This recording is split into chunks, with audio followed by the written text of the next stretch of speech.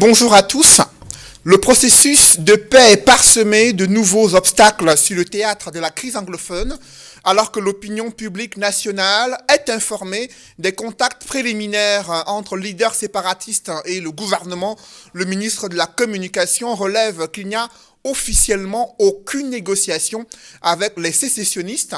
Dans la mise au point publiée dans les colonnes de Cameroun Tribune, René Emmanuel Sadi précise que le gouvernement reste ouvert à toute négociation susceptible de favoriser un retour définitif de la paix dans le nord-ouest et le sud-ouest. Selon le journal Repère, cette mise au point met en exergue l'embarras du pouvoir.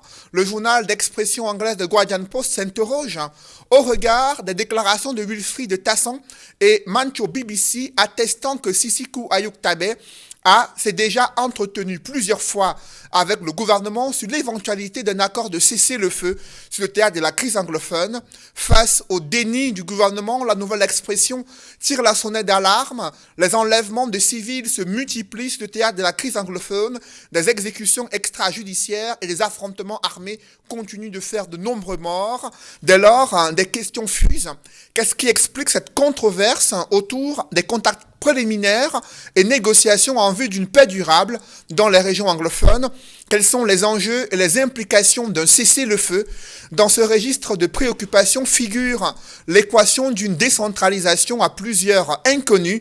Selon le Messager, le gouvernement a multiplié les mensonges au sujet du transfert effectif des compétences et des dotations budgétaires. Dans les colonnes de ce journal, les magistrats municipaux en colère craignent pour la stabilité du pays. Une illustration, c'est le message porté du ministre de la décentralisation adressé au préfet afin qu'il somme les maires de surseoir à l'exercice de la compétence relative à l'exploitation des ressources minérales non concessibles. Pourtant, la dite compétence est bel et bien transférée dans le cadre de la loi portant Code général des collectivités territoriales décentralisées. 8 mois après l'adoption de cette fameuse loi, aucun décret n'a été signé pour fixer les modalités d'exercice de la compétence et le cahier des charges y afférent. Où est donc passée cette décentralisation annoncée à grand renfort de publicité par le gouvernement? Pourquoi les collectivités territoriales sont empêchées d'exercer les compétences susceptibles d'engranger plus de fonds indispensables pour le développement de leur communauté, alors que le gouvernement soutient être focalisé sur la lutte contre la pandémie du Covid-19? Le pays enregistre à la date du 10 juillet 2020 15 173 cas positifs au Covid-19 et 359 décès, parmi lesquels le docteur Akamba Anastasie, directrice de l'hôpital de district de la Cité Verte à Yaoundé, est décédée des suites de Covid-19. Que vaut alors la décentralisation de la réponse sanitaire dans un pays où seuls 120 000 tests ont été effectués après 4 mois de survenance de l'épidémie de coronavirus? Un autre décès qui pourrait changer la donne sur l'échiquier politique, c'est celle du Premier ministre ivoirien, Amadou Gon Coulibaly, candidat du RHDP, s'est éteint brusquement après un malaise survenu en plein conseil ministériel à l'approche de l'élection présidentielle en Côte d'Ivoire. Quels sont les scénarios envisageables? Ces questions brûlantes d'actualité constituent l'ossature de droit de réponse. Mesdames, Messieurs, bienvenue dans cette émission où le choc des idées fait jaillir la lumière des analyses effectuées par des experts et des hommes politiques de haut niveau.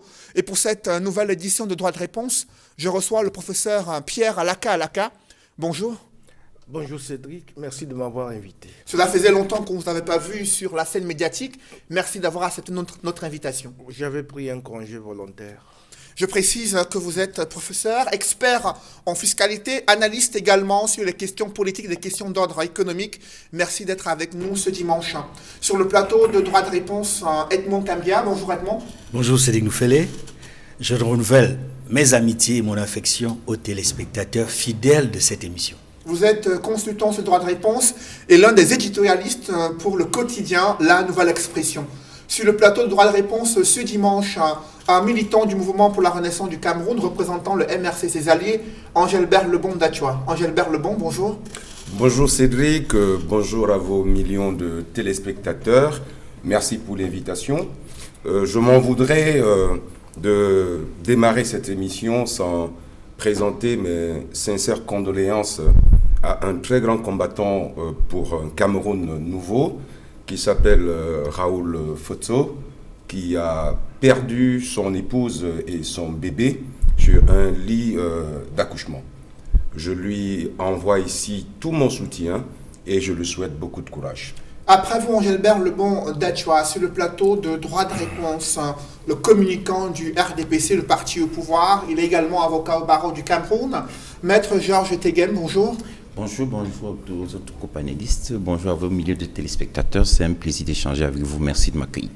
Sur le plateau de droit de réponse, première escale de cette émission, avec vous, professeur Pierre Alaka, les propos du porte-parole du gouvernement en début de semaine, le ministre de la Communication, indique qu'il n'y a aucune négociation officielle avec les séparatistes anglophones. Il précise que les informations qui circulent sur les réseaux sociaux faisant état de négociations entre les leaders séparatistes en instance de jugement et une délégation du gouvernement camerounais, cela n'est pas conforme à la réalité. Des propos qui interviennent après des informations que Equinox a relayées concernant les contacts préliminaires entre séparatistes et une délégation conduite par le directeur en charge de la recherche extérieure. Comment vous appréciez cette sortie du gouvernement concernant les contacts qui ont eu lieu entre les séparatistes et le gouvernement camerounais? Cédric Noufélé, vous savez, le ministre de la Communication est dans son rôle. Mais ce que je peux regretter, c'est qu'un tel communiqué serait valable si les insurgés étaient des étrangers. Mais lorsqu'il s'agit des Camerounais qui font partie du Cameroun et qui ont posé depuis déjà 4 ans un problème, même si on a résolu des problèmes qu'ils n'avaient pas posés, et s'il arrive que des négociations qui ont toujours été réclamées commencent à se passer, je ne vois pas l'intérêt d'un tel communiqué. Ce communiqué remet de l'huile au feu. Pourquoi, selon vous, il remet de l'huile sur le feu? Il remet de l'huile sur le feu parce que, je l'ai toujours dit, un conflit interne doit être ramené dans le cadre familial. Et on dit que le linge sale se lave en famille. Et lorsqu'on regarde les choses sur le plan étatique, on a l'impression de penser qu'il y en a qui appartiennent à cet État et d'autres non. Or, dans le cas du conflit du Nozo avec les séparatistes, entre guillemets, parce qu'au départ, il faut noter qu'ils n'étaient pas séparatistes, ils le sont devenus face toujours à l'arrogance de notre gouvernement. Et ça, je pèse mes mots parce qu'on a dit que l'État ne négocie pas avec les séparatistes. Moi, je ne pense pas que ce sont des séparatistes. C'est dans le cadre d'une famille. Je ramène toujours ce genre de problème dans le cadre familial. Dans le cas d'une famille, lorsqu'il y a 2 frères sur 10 qui ne sont pas contents sur le partage de l'héritage ou sur la gestion de l'héritage commun, hein, le but n'est pas d'envoyer les 8 autres aller les tabasser. Le but, c'est d'appeler les 2 qui veulent partir, comme dans la Bible, le berger avec ses moutons, un qui s'égare, il mobilise le troupeau, il va le rechercher. Moi, je crois qu'il faut aller le rechercher, non pas avec le bâton, mais en l'appelant tout doucement avec des herbes pour qu'il puisse revenir à la maison et que la sérénité revienne. On va en parler justement dans l'émission professeur Pierre Alaka. J'aimerais maintenant à présent demander à Edmond Kamgia l'analyse qu'il fait de ce premier paragraphe de la mise au point du porte-parole du gouvernement camerounais. Quand le ministre René Emmanuel Sadi indique que les informations diffusées sur les réseaux sociaux ne sont pas conformes à la réalité. Informations qui feraient état, selon son communiqué, des négociations entre les séparatistes et le gouvernement camerounais. Qu'en est-il réellement, Edmond Kamgia? Oui, c'est important de revenir sur la mise au point du ministre de la Communication, René Emmanuel Sadi, au sujet de la rencontre qui s'est tenue le 2 juillet dernier à Mvolié, à Yaoundé. Voici ce qu'il dit exactement dans son communiqué que Cameroun Tribune a publié dans son édition du mardi 7 juillet 2020 en page 3. Le communiqué est daté Yaoundé 6 juillet 2020. Voici le début du communiqué du ministre René Emmanuel Sadi, qui dit exactement: le gouvernement de la République porte à la connaissance de l'opinion que l'information diffusée dans les réseaux sociaux sur la tenue le 2 juillet 2020 de négociations entre une délégation gouvernementale et des sécessionnistes en instance de jugement n'est pas conforme à la réalité. Il y a 2 choses au moins qu'il faut retenir de cette phrase. il parle de ce qui se dit sur les réseaux sociaux, les informations diffusées sur les réseaux sociaux. Il ne parle pas des informations publiées par la presse. Ça, c'est la première chose qu'il faut noter. Et la deuxième chose, c'est que ces informations diffusées sur les réseaux sociaux concernant des négociations entre la partie gouvernementale et les sécessionnistes ne sont pas conformes à la réalité. Sur le premier point de cette phrase, quand il parle de réseaux sociaux, et il ne parle pas de la presse, cela signifie qu'il reconnaît l'information, la bonne information qu'Equinox a publiée sur la tenue effective d'une rencontre le 2 juillet 2020 à Yaoundé. Parce que dans cette phrase, le ministre de la Communication ne nie pas et ne contexte pas la tenue de la rencontre. Il contexte plutôt les informations qui sont diffusées sur les réseaux sociaux et non pas par la presse, relatives à la rencontre qui s'est déroulée entre la partie gouvernementale et les sécessionnistes. Quand il dit que ce n'est pas conforme à la réalité, c'est parce qu'effectivement, il n'y a pas eu négociation au cours de cette rencontre. C'était les premiers contacts entre la partie gouvernementale qui était dirigée par le patron de la DGRE et son équipe et les sécessionnistes qui avaient à leur tête Ayoub Tabé Sissikou et ses camarades. Ils étaient 9 au total. Une partie des sécessionnistes qui sont à la prison principale de Kondengui et d'autres qui sont à la prison centrale de Kondengui. Et avant, je ne sais pas si tu permets que j'aille sur la deuxième phrase pour expliquer l'esprit dans lequel le communiqué a été formulé. Je vous en prie, Edmond, allez-y. Oui, la deuxième phrase, celle qui suit immédiatement la première, dit ceci. Le gouvernement réaffirme sa disponibilité à rechercher des solutions pacifiques à la crise dans les régions du nord-ouest et du sud-ouest, notamment par le dialogue. Il est par conséquent ouvert aux différents contacts. Cela signifie que, comme nous le disions tout à l'heure, le gouvernement non seulement ne nie pas la réalité de la rencontre, mais réajuste la nécessité pour le gouvernement de dialoguer avec les sécessionnistes et envisage même dans cette formulation le fait qu'il reste ouvert aux différents contacts qui en réalité ont commencé le 2 juillet 2018. Ce qu'il faut en réalité retenir de cette sortie, c'est qu'il y a eu sur les réseaux sociaux un certain nombre d'informations qui ont été publiées à l'issue de la rencontre. Et parmi ces réactions, il y a eu des posts d'Ayoub Sissikou et d'autres camarades qui faisaient partie de cette rencontre et même d'autres sécessionnistes qui sont à l'extérieur du Cameroun, notamment la diaspora, qui a réagi par rapport au poste d'Ayoub Sissikou. Mais ce qu'il faut également retenir, c'est que l'esprit dans lequel le communiqué est formé montre à suffisance que le gouvernement est dans une situation où on peut comprendre et lire en filigrane les enjeux autour de cette rencontre au sein du gouvernement. Ça signifie qu'il y a des clans et des réseaux qui s'affrontent au sein du gouvernement par rapport à la dite rencontre. Justement, on va les identifier, ces clans et ces réseaux, mais j'aimerais ici avoir la réaction d'Angilbert Lebon Dachua dans la presse camerounaise après la mise au point du porte-parole du gouvernement. D'aucuns ont estimé qu'il y a un embarras de la part du pouvoir. Des journaux d'expression anglaise se sont interrogés. Où est donc la vérité entre les leaders séparatistes qui estiment qu'ils ont bel et bien entamé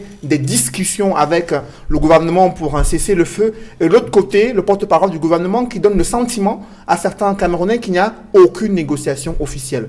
Quel est votre regard dessus, Angilbert Lebon? Moi, je pense d'abord sur le communiqué. Je trouve ce communiqué d'une maladresse effroyable. C'est même un communiqué inopportun. Je ne comprends pas pourquoi, 4 ans après une guerre, que nous soyons aujourd'hui en train de rechercher des solutions de sortie de crise, qu'il y ait effectivement, selon les déclarations de M. Ayoub Tabé, qu'il y ait eu des rencontres pour pouvoir définir le cadre dans lequel on aurait éventuellement un dialogue prochain. Cette rencontre s'est tenue. Ayoub Tabé est vivant, il communique avec des gens, c'est lui qui a rendu la rencontre officielle et publique. Je comprends que les gens soient aujourd'hui un peu embarrassés, comme vous avez dit. Et qu'est-ce qui pourrait les embarrasser dans ce contexte? C'est parce que depuis 4 ans, ils avaient opté pour une solution militaire qui jusqu'à présent n'a pas marché, ne marchera même jamais.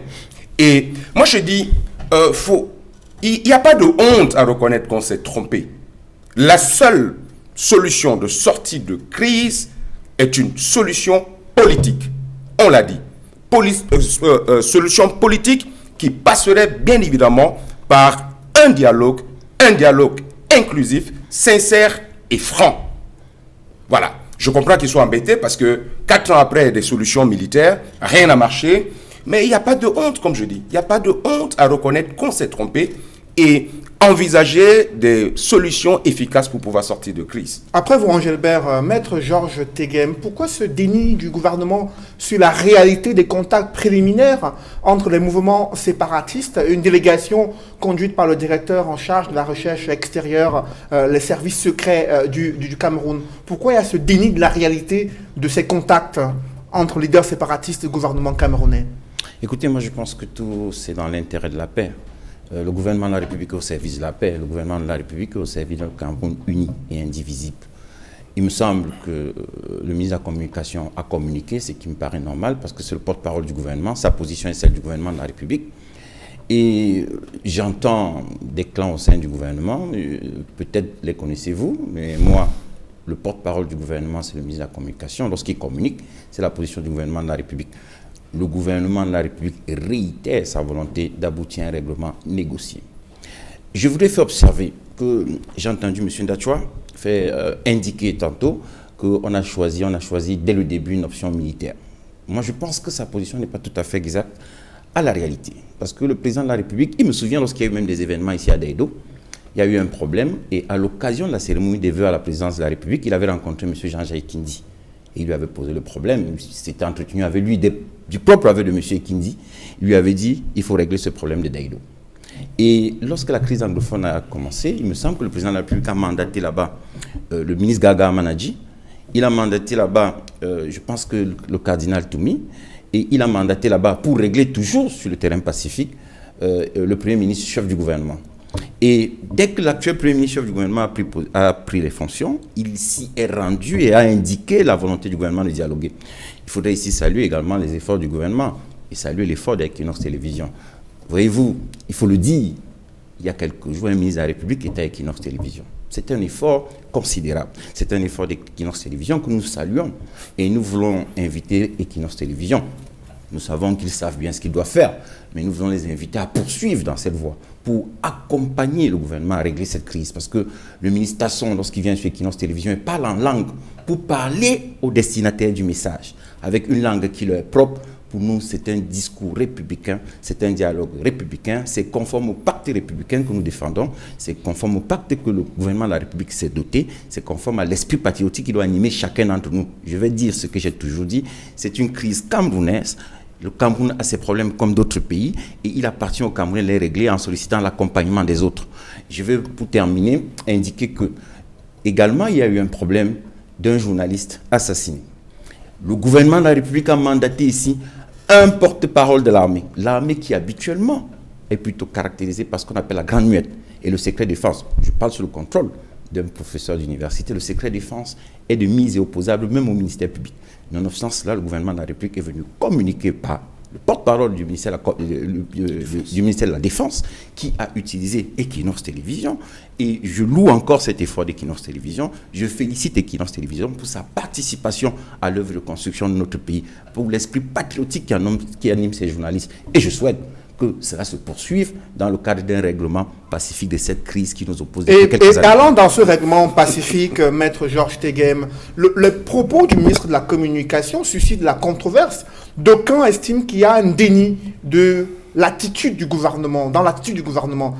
Au regard des contacts préliminaires qui ont eu lieu, pourquoi le gouvernement refuse de s'exprimer en disant « Oui, nous avons eu des contacts avec ces leaders du mouvement séparatiste dans la perspective d'aller vers un règlement pacifique du conflit ». Le sentiment qui se dégage au sein de l'opinion publique nationale et internationale, c'est que le gouvernement n'a pas accordé du crédit à ces contacts, aux contacts préliminaires qui ont eu lieu entre Sisiko Ayuk Tabé et une délégation mandatée pourtant par le chef de l'État. J'ai déjà fait observer que c'est dans l'intérêt de la paix. Lorsque l'on recherche la paix, il y a différentes méthodes de recherche de paix. Et lorsqu'il y a une crise comme celle-là, il y a plusieurs interlocuteurs. Vous le savez, que dans la zone, on ne peut même pas aujourd'hui dire que l'interlocuteur crédible, c'est M. Sissoko. Il y a tellement de clans qui se sont formés, on ne sait pas exactement à qui on a affaire, puisqu'on a une nébuleuse en face, qu'on ne maîtrise pas. Et moi, je pense que pour ne pas créer des conflits inutiles, le gouvernement de la République a rappelé sa volonté de dialoguer avec toutes les parties prenantes, y compris entre les Camerounais, pour trouver un règlement à cette crise. Moi, je pense que ce gouvernement, ce communiqué est, si vous voulez, publié conformément au vœu du gouvernement d'aboutir à un règlement négocié et éviter des conflits qui pourraient naître à l'occasion d'un éventuel ou alors d'une éventuelle rencontre qui aurait eu. Moi, je parle au conditionnel parce que le ministre aussi s'est exprimé au conditionnel. Moi, il me semble que dans son communiqué, il dit que ce n'est pas conforme à la réalité, c'est-à-dire que s'il y a eu quelque chose... Mais il n'a pas expliqué la réalité. La réalité est expliquée en dessous, puisqu'il dit le gouvernement réitère sa volonté d'aboutir au dialogue. Le communiqué est là, c'est expliqué en dessous. Il est très clair. Le gouvernement réaffirme sa disponibilité à rechercher des solutions pacifiques à la crise anglophone nord-ouest et sud-ouest, notamment par le dialogue. C'est-à-dire que l'esprit du dialogue qui a commencé au départ, y compris avec les syndicats d'enseignants et les représentants de l'Ordre national des avocats au barreau du Cameroun, l'esprit du dialogue perdu jusqu'à ce jour. Il me semble que la position de prudence observée par le ministre de la Communication dans son communiqué est conforme à ce que le gouvernement recherche, c'est-à-dire une paix durable dans les régions administratives du Nord-Ouest et du Sud-Ouest. Après vous, Maître Georges Teguem, professeur Pierre Alaka, une position de prudence qui justifierait ce communiqué du porte-parole du gouvernement. Est-ce que vous partagez ce point de vue ?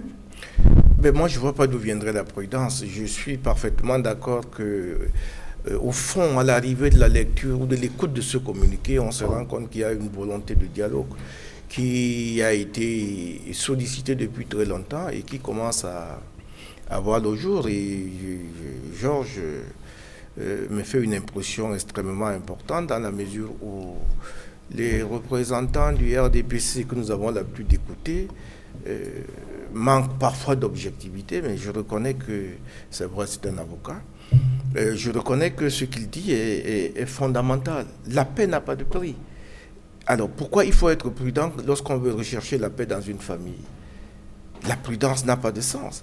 Il faut reconnaître qu'on s'est trompé à un moment donné, parce qu'au début, on a écouté quand même des discours assez violents de part et d'autre. Et ça, ce n'était pas valable dans le cas d'un conflit interne.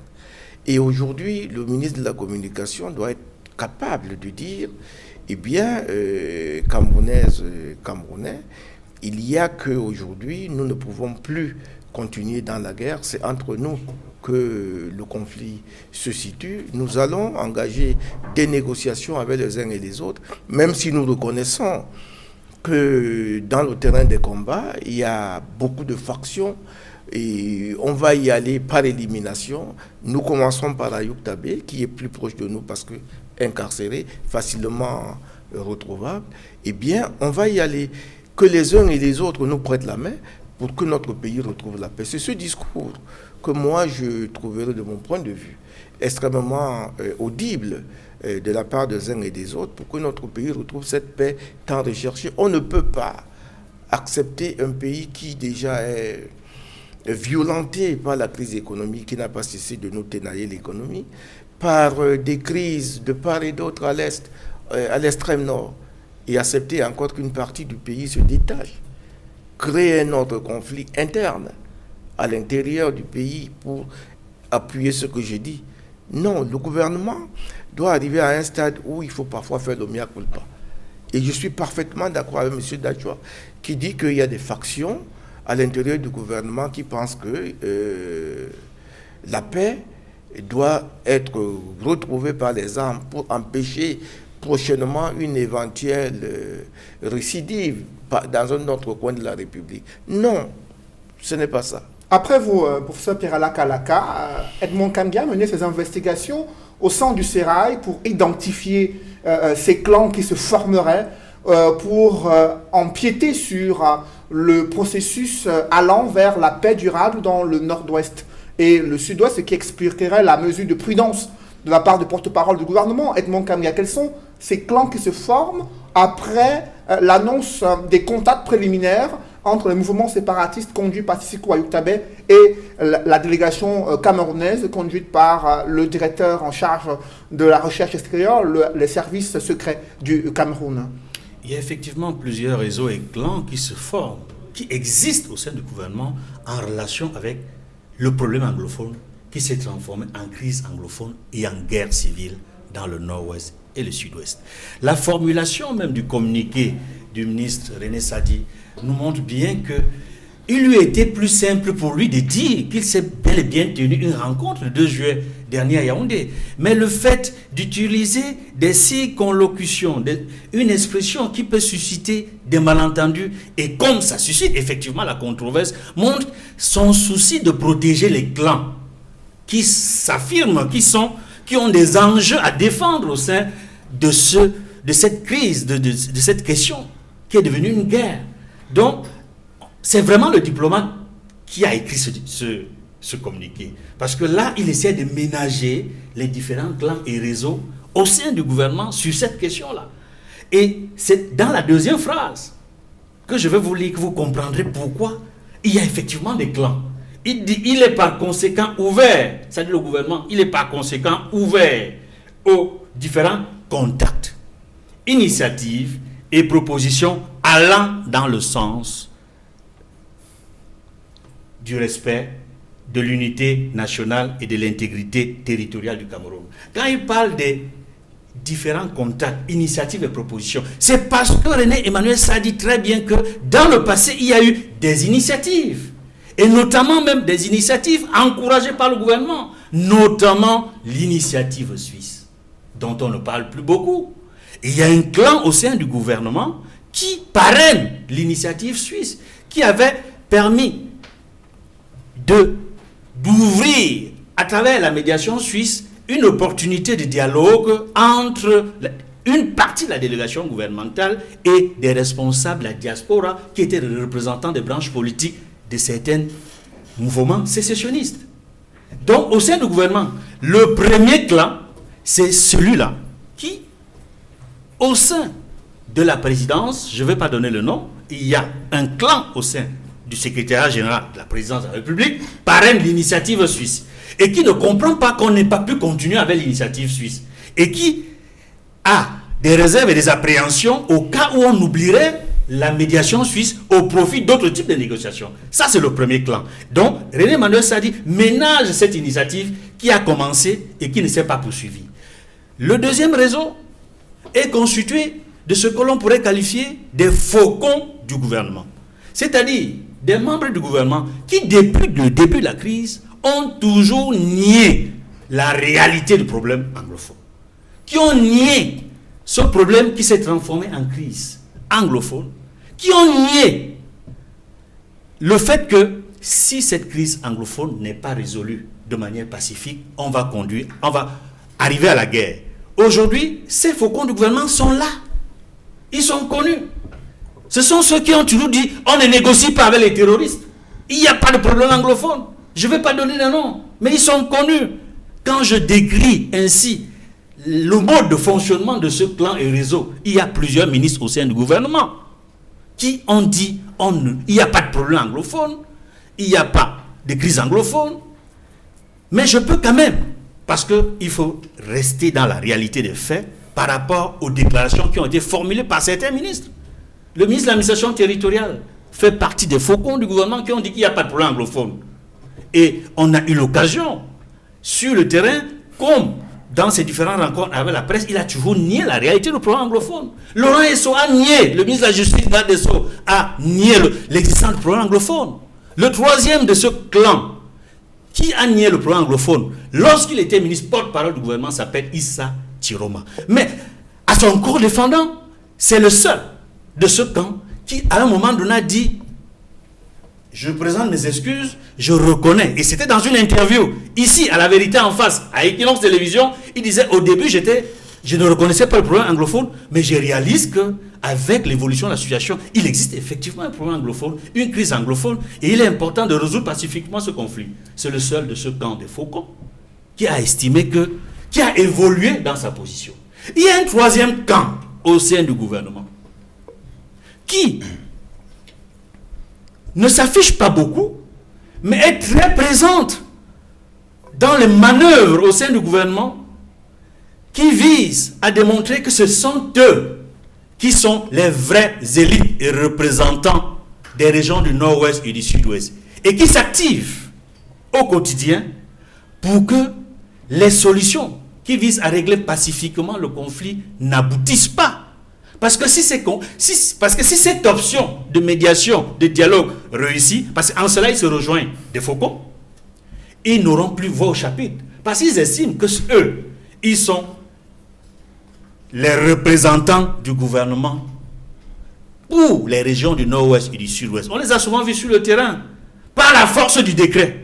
Ils estiment que par la force du décret, ce sont des membres du gouvernement également, ils estiment que par la force du décret, ils sont souvent envoyés sur le terrain pour s'adresser aux populations. Et ils estiment que cette représentativité-là va disparaître si le gouvernement donne voix au chapitre à ces négociations et à ces nouveaux arrivants que j'appelle les leaders des branches militaires ou politiques des sécessionnistes. Ce sont eux qui auront voix au chapitre et ils vont disparaître de la scène. Donc voilà, de manière globale, les trois camps qui se forment au sein du gouvernement, c'est-à-dire ceux de la médiation suisse, les Faucons, et ceux qui sont devenus importants dans le nord et le sud-ouest à la force du décret. Et j'ajouterai à ce troisième camp les nouveaux élus. Les nouveaux élus par les élections législatives et municipales des dernières élections dans le nord et le sud-ouest. Mais en disant que ceux-là ont très peu de chance en termes de légitimité parce que le Conseil constitutionnel lui-même a reconnu la non-existence de véritables élections dans le nord-ouest et du sud-ouest. Voilà brossé de manière succincte les trois clans au sein du gouvernement qui s'affrontent en termes d'enjeux. Et les enjeux sont pluriels. Ils sont financiers, ils sont politiques, ils sont diplomatiques pour rester et consolider leur position de pouvoir dans le cadre de la perspective de la guerre de succession que nous connaissons et qu'un parti politique a dénoncé comme étant la menace du gré à gré. Après vous, Edmond Kamgia, Engelbert Lebon-Dacho, au regard de ces conflits qui existent au sommet de l'État et qui pourraient impacter sur le processus de paix dans le nord-ouest et le sud-ouest, les Camerounais ont vu également une autre initiative, celle du professeur Maurice Kamto, qui dans un tweet avait déjà interpellé l'ONU afin que la France, qui en est un membre du Conseil de sécurité de l'ONU, puisse agir pour amener le gouvernement camerounais sur la table des négociations. Est-ce que cela, entre le tweet du professeur Maurice Kamto, les actions qu'il a menées et ce qui se passe aujourd'hui sur le terrain, est-ce que cela est conforme aux initiatives que vous avez impulsées au sein du MRC? Sur ce sujet, nous, on a toujours été constants. Et le professeur élu, Maurice Kamto, avec. Je vais vous dire que le 27 mai 2019, pendant que M. Maurice Kamto est incarcéré, il fait un ensemble de propositions du fond de sa cellule. Et ces propositions étaient toutes simples. C'est-à-dire que tout le monde constatait que le grand dialogue national tel qu'il s'est déroulé, c'était de la poudre aux yeux. On a insisté pour un nouveau dialogue inclusif. On a insisté pour un cessez-le-feu. On a insisté pour la libération de tous les prisonniers qui ont été arrêtés dans le cadre de cette crise. On a demandé une amnistie pour les prisonniers condamnés dans le cadre de cette crise et un ensemble d'autres mesures qui passaient par des assistances humanitaires, par de la reconstruction. Mais on a un gouvernement qui passe plus du temps à faire du vaudou qu'à penser à la vie des Camerounais. Doit-on préciser une fois de plus ici que la crise anglophone, ça fait 4 ans. La crise anglophone, c'est des milliers de morts. La crise anglophone, c'est des millions de déplacés. La crise anglophone, c'est une zone aujourd'hui dans le naufrage économique. Vous savez, un conflit, c'est un affrontement entre acteurs collectifs. Ça peut se jouer soit sur des statuts, ça peut se jouer soit sur des valeurs, sur des pouvoirs ou sur des ressources rares. Mais l'objectif étant bien que les partis s'affrontent pour se neutraliser, à la limite même éliminer l'autre parti. Mais le constat est clair. Voilà des Camerounais qui s'affrontent tous les jours. Aujourd'hui, personne ne peut dire qu'il a un avantage particulier sur un autre. La situation est dans un imbroglio que l'on ne pourrait pas aujourd'hui qualifier véritablement. Donc il est temps, et on le dit toujours, il est temps que les Camerounais se mettent autour d'une table pour régler cette crise. Mais c'est Edmond qui a dit quelque chose d'important tout à l'heure. Il a parlé de faucons. Moi, je les appelle, c'est les seigneurs de la guerre.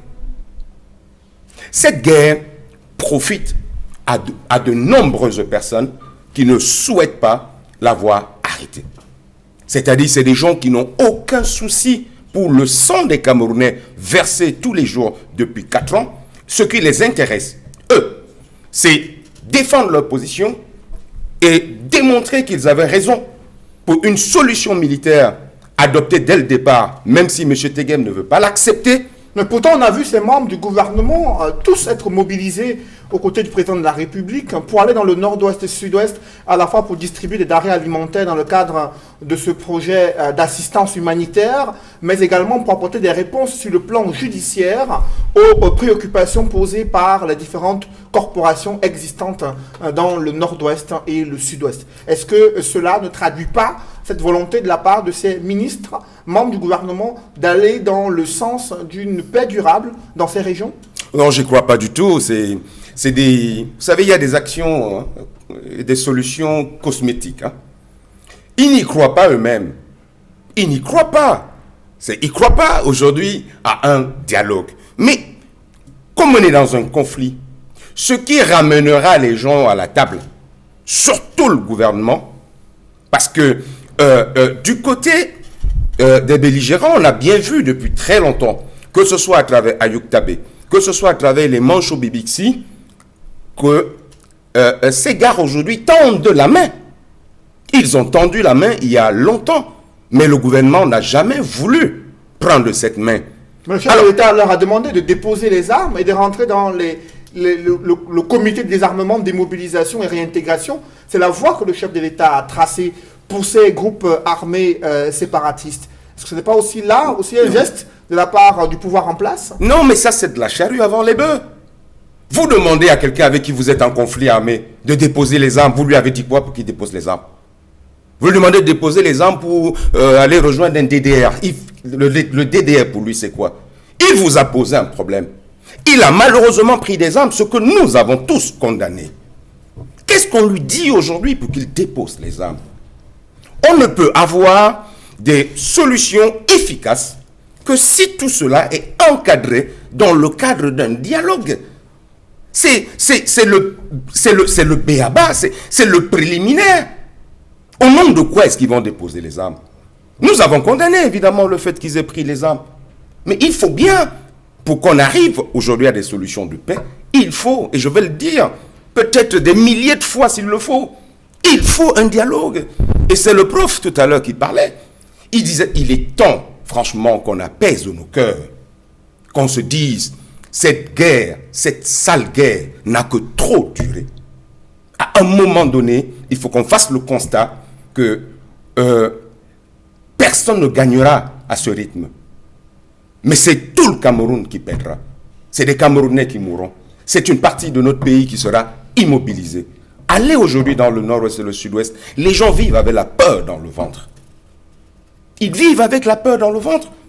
Vous vous imaginez, vous, dans votre pays, ne plus être à l'aise dans une région. Il est aujourd'hui, pour moi, et pour beaucoup de Camerounais que nous sommes, dangereux d'aller dans ces zones. Donc, à un moment donné, il faut qu'on arrête et qu'on n'en soit pas seulement au discours, comme j'entends M. Tegem dire des choses depuis très longtemps. Vous voyez, le ridicule a été poussé plus loin. C'est-à-dire que ces mecs viennent aujourd'hui de mettre sur pied ce qu'ils ont appelé une commission de reconstruction. Et je vois un certain monsieur, je sais pas, il s'appelle Tazon, Tassang, machin, se balader partout. Mais comment vous pouvez reconstruire en temps de guerre? Vous pensez que ces gens-là ont encore de la logique dans leur tête? Mais c'est quand même incroyable. Vous allez reconstruire quoi en temps de guerre? On arrête la guerre, on trouve des solutions de paix, et nous avons le temps de reconstruire, même si c'est reconstruit dans l'urgence. Quel est l'intérêt d'aller reconstruire une école qui a été brûlée hier? La guerre est toujours en cours. Qu'est-ce qui empêcherait, par exemple, que cette école soit à nouveau brûlée? C'est de ça qu'il s'agit. Donc, je veux dire que ils n'ont pas, jusqu'à présent, compris qu'ils sont en train de perdre la main dans cette guerre. Ils font du saupoudrage, comme j'appelle souvent, pour gagner du temps, en espérant que militairement, ils arriveront à neutraliser les rebelles. Ce qui aujourd'hui, tout comme tout le monde constate, ce qui jusqu'à présent n'est pas fait. Après vous, Angélbert Le Bondatua, Maître Georges Teghem, pourquoi certains ministres du gouvernement de la République freinent des 4 fers les initiatives visant à aller vers une paix durable dans le nord-ouest et le sud-ouest? Qu'est-ce qu'ils ont à gagner à être dans l'option militaire privilégiée alors que tous les Camerounais souhaitent un dialogue inclusif avec ces mouvements séparatistes pour aboutir à une paix durable? D'abord, je voudrais faire observer à M. Ndatua que vous n'avez pas le monopole du cœur.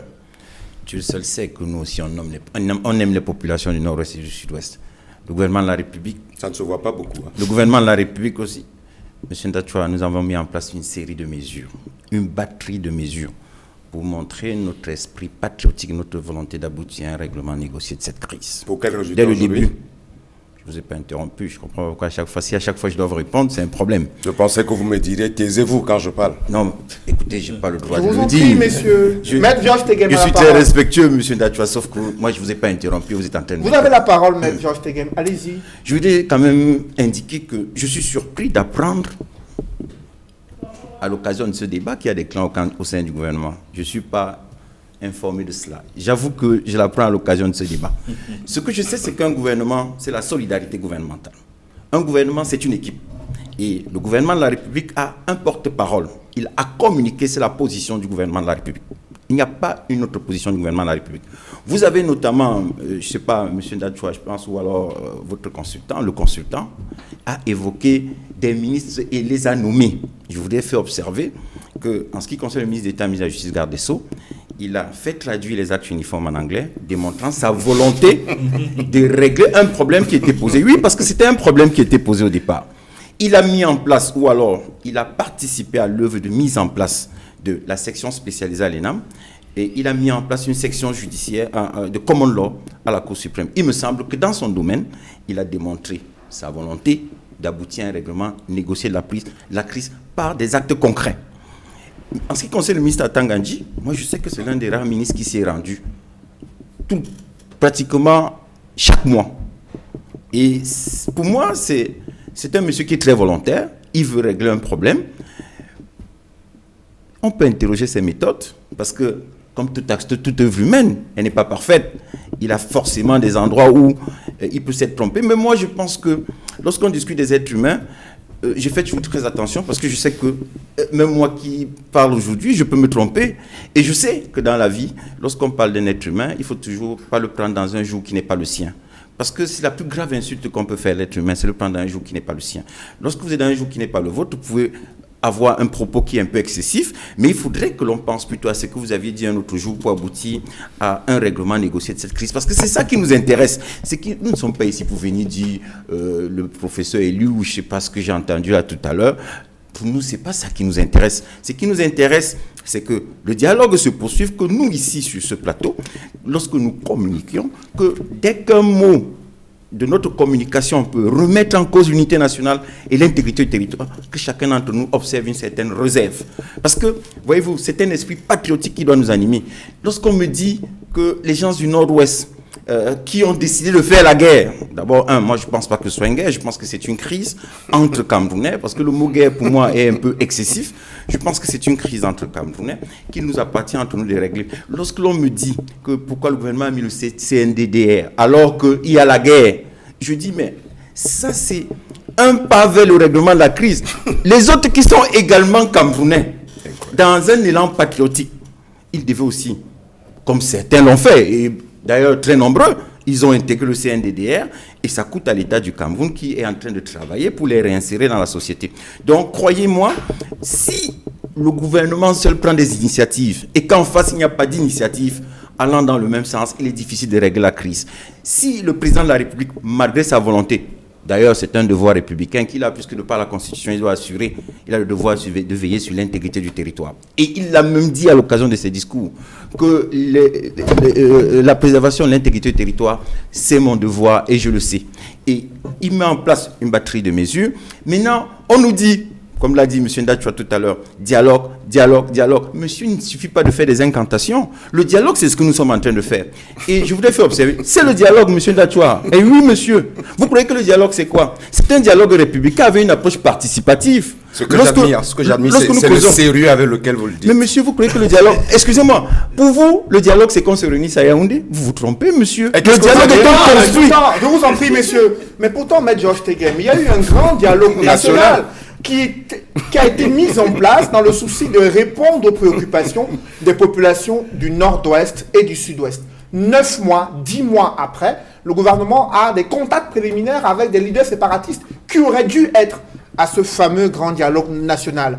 Est-ce que là, vous partagez le point de vue de l'opposition qui estime que cela traduit l'échec de ce premier grand dialogue qui a eu lieu en fin septembre, début octobre 2019 ? Je ne partage pas votre point de vue. Et laissez-moi aller au bout, je vous dirai pourquoi. Je dis, dès le début de la crise, il y a eu des actes démontrant la volonté du gouvernement d'aboutir à un règlement par le dialogue. Le grand dialogue a été convoqué, des leaders ont été invités, ils ne sont pas venus. Le dialogue se poursuit. J'ai fait observer tout à l'heure qu'un ministre de la République est venu s'exprimer. S'il le fait, et s'il est même descendu, il a passé une semaine dans le nord-ouest, une semaine dans la région administrative du sud-ouest également. C'est parce qu'étant sur le terrain, il échangeait avec des gens sur le terrain. Il échangeait avec les chefs traditionnels, il échangeait avec les populations, il échangeait avec les autorités administratives. Et ça, c'est le dialogue. Le dialogue est un construit. Est-ce que vous avez suivi ce que les populations ont dit au ministre Tasson lors de sa descente dans le nord-ouest et sud-ouest? Elles ont indiqué que la priorité pour elles, c'est d'abord le retour à la paix. Dans ce contexte-là, la reconstruction doit être la première option, ou alors l'accélération des pourparlers entre les mouvements séparatistes et le gouvernement camerounais. Pour vous, quelles sont les priorités à l'heure actuelle pour arriver à ce cessez-le-feu? Le dialogue. Pas la priorité. La priorité, c'est le dialogue. C'est-à-dire qu'il faut poursuivre le dialogue qui a été initié au départ de la crise. Il faut continuer le dialogue. Et le ministre Tasson qui s'y est rendu, y aller pour sensibiliser les populations, c'est-à-dire échanger avec les populations, leur expliquer le bien fondé de la reconstruction. Parce que dans l'esprit de M. Tasson, et je pense que c'est dans l'esprit du gouvernement de la République, c'est en reconstruisant, on peut trouver des emplois à des jeunes. En reconstruisant, on peut réussir à mobiliser les personnes qui ont décidé de prendre les armes autour d'un idéal qui est la construction des régions du nord-ouest et sud-ouest. Il me semble que c'est une option qui est positive, qui va dans le bon sens, et le gouvernement de la République, fidèle à sa politique de dialogue dès le début, maintient sa position à travers le communiqué de monsieur le ministre de la Communication. Et je le répète, il n'y a pas au sein du gouvernement des clans ni des faucons. Le gouvernement est une équipe et ils ont pour obligation d'être solidaires. Et ce gouvernement de la République est solidaire, travaille sous la conduite du Premier ministre, avec la haute impulsion de M. le Président de la République, et il me semble que c'est un pas qui va dans la bonne direction. Nous souhaitons que le dialogue qui est permanent en République se poursuive, qu'il soit un dialogue républicain, avec un esprit patriotique qui doit animer tous les acteurs, y compris ceux qui sont dans la zone sécessionniste. Après, vous, Maître Georges Tegem, Angélbert Le Bon Dachwa, la démarche expliquée par Maître Georges Tegem sur ce que le gouvernement fait depuis le début de la crise, mettant l'accent et privilégiant le dialogue, est-ce que vous êtes convaincu des démarches gouvernementales visant à aller vers un processus de paix dans le nord-ouest et le sud-ouest? Moi, ce qui me fait sourire, c'est que M. Tegem lui-même ne croit pas à ce qu'il dit. Comment il ne ça? croit pas du tout à ce qu'il dit. Il me raconte comment chacun va en villégiature dans le nord-ouest à son tour. Il parle de dialogue. Il oublie qu'il y a eu un grand dialogue national organisé par la République exemplaire en construction à Yaoundé. et que tout le monde peut faire le constat aujourd'hui que c'est un gros échec. Il ne parle pas beaucoup. Il y avait des recommandations, pas des résolutions. Il y avait des recommandations à ce grand dialogue national. J'aimerais bien demander à M. Teguem aujourd'hui où est-ce qu'on en est avec ces recommandations du grand dialogue national. Non. Il doit comprendre une fois pour toutes, quand nous parlons de dialogue, ce n'est pas de l'incantation, c'est que nous avons identifié ce qu'il faut faire pour en sortir. Si l'on ne passe pas par un cadre concerté de dialogue, inclusif, de quelle paix vous allez aller discuter avec une réunion organisée au Palais des Congrès avec 90% de participants qui sont des francophones, pendant que Ayouk Tabé vient d'être condamné à vie, pendant que Mancho Bibixi est à Kondengui, vous allez parler de paix avec qui? Votre monsieur Tasson qui va au nord-ouest, c'est pour discuter avec qui? Il n'y a aujourd'hui aucun contact établi avec des branches armées sur le terrain. Ce n'est pas une histoire de population. On a des populations qui sont prises entre deux feux. C'est-à-dire le feu de l'armée républicaine et le feu des rebelles. Qu'est-ce que les populations vont y voir? Les pauvres, elles ne sont que prisonnières aujourd'hui. Quand on parle de dialogue, c'est d'aller discuter avec ceux qui aujourd'hui ont pris les armes. Du moins, des gens qui contrôlent ceux qui ont pris des armes. Je pense que M. Ayouk Tabé avait été condamné à vie simplement parce que le gouvernement de la République l'avait identifié comme le principal responsable dans cette crise. Si vous voulez résoudre la crise sans aller discuter avec eux, mais qu'est-ce que vous voulez? Non, M. Noufele, je dis, par rapport à ce que lui dit, il n'y croit pas. Mais c'est du cinéma. J'appelais ça du vaudou, ce qu'ils sont en train de faire. Mais ces mecs ne sont pas conscients. Et comme, je vais le dire autant de fois que je pourrai, que depuis 4 ans, c'est plus de 3000 morts. 1 million de déplacés. Allez ici à Bepanda, allez à Bonaberi. Des gens dorment 20 sur un lit. Ils dorment par terre, des déplacés. Aujourd'hui, le Cameroun vient d'être vient d'être pour la deuxième fois dans le cadre de cette crise anglophone. C'est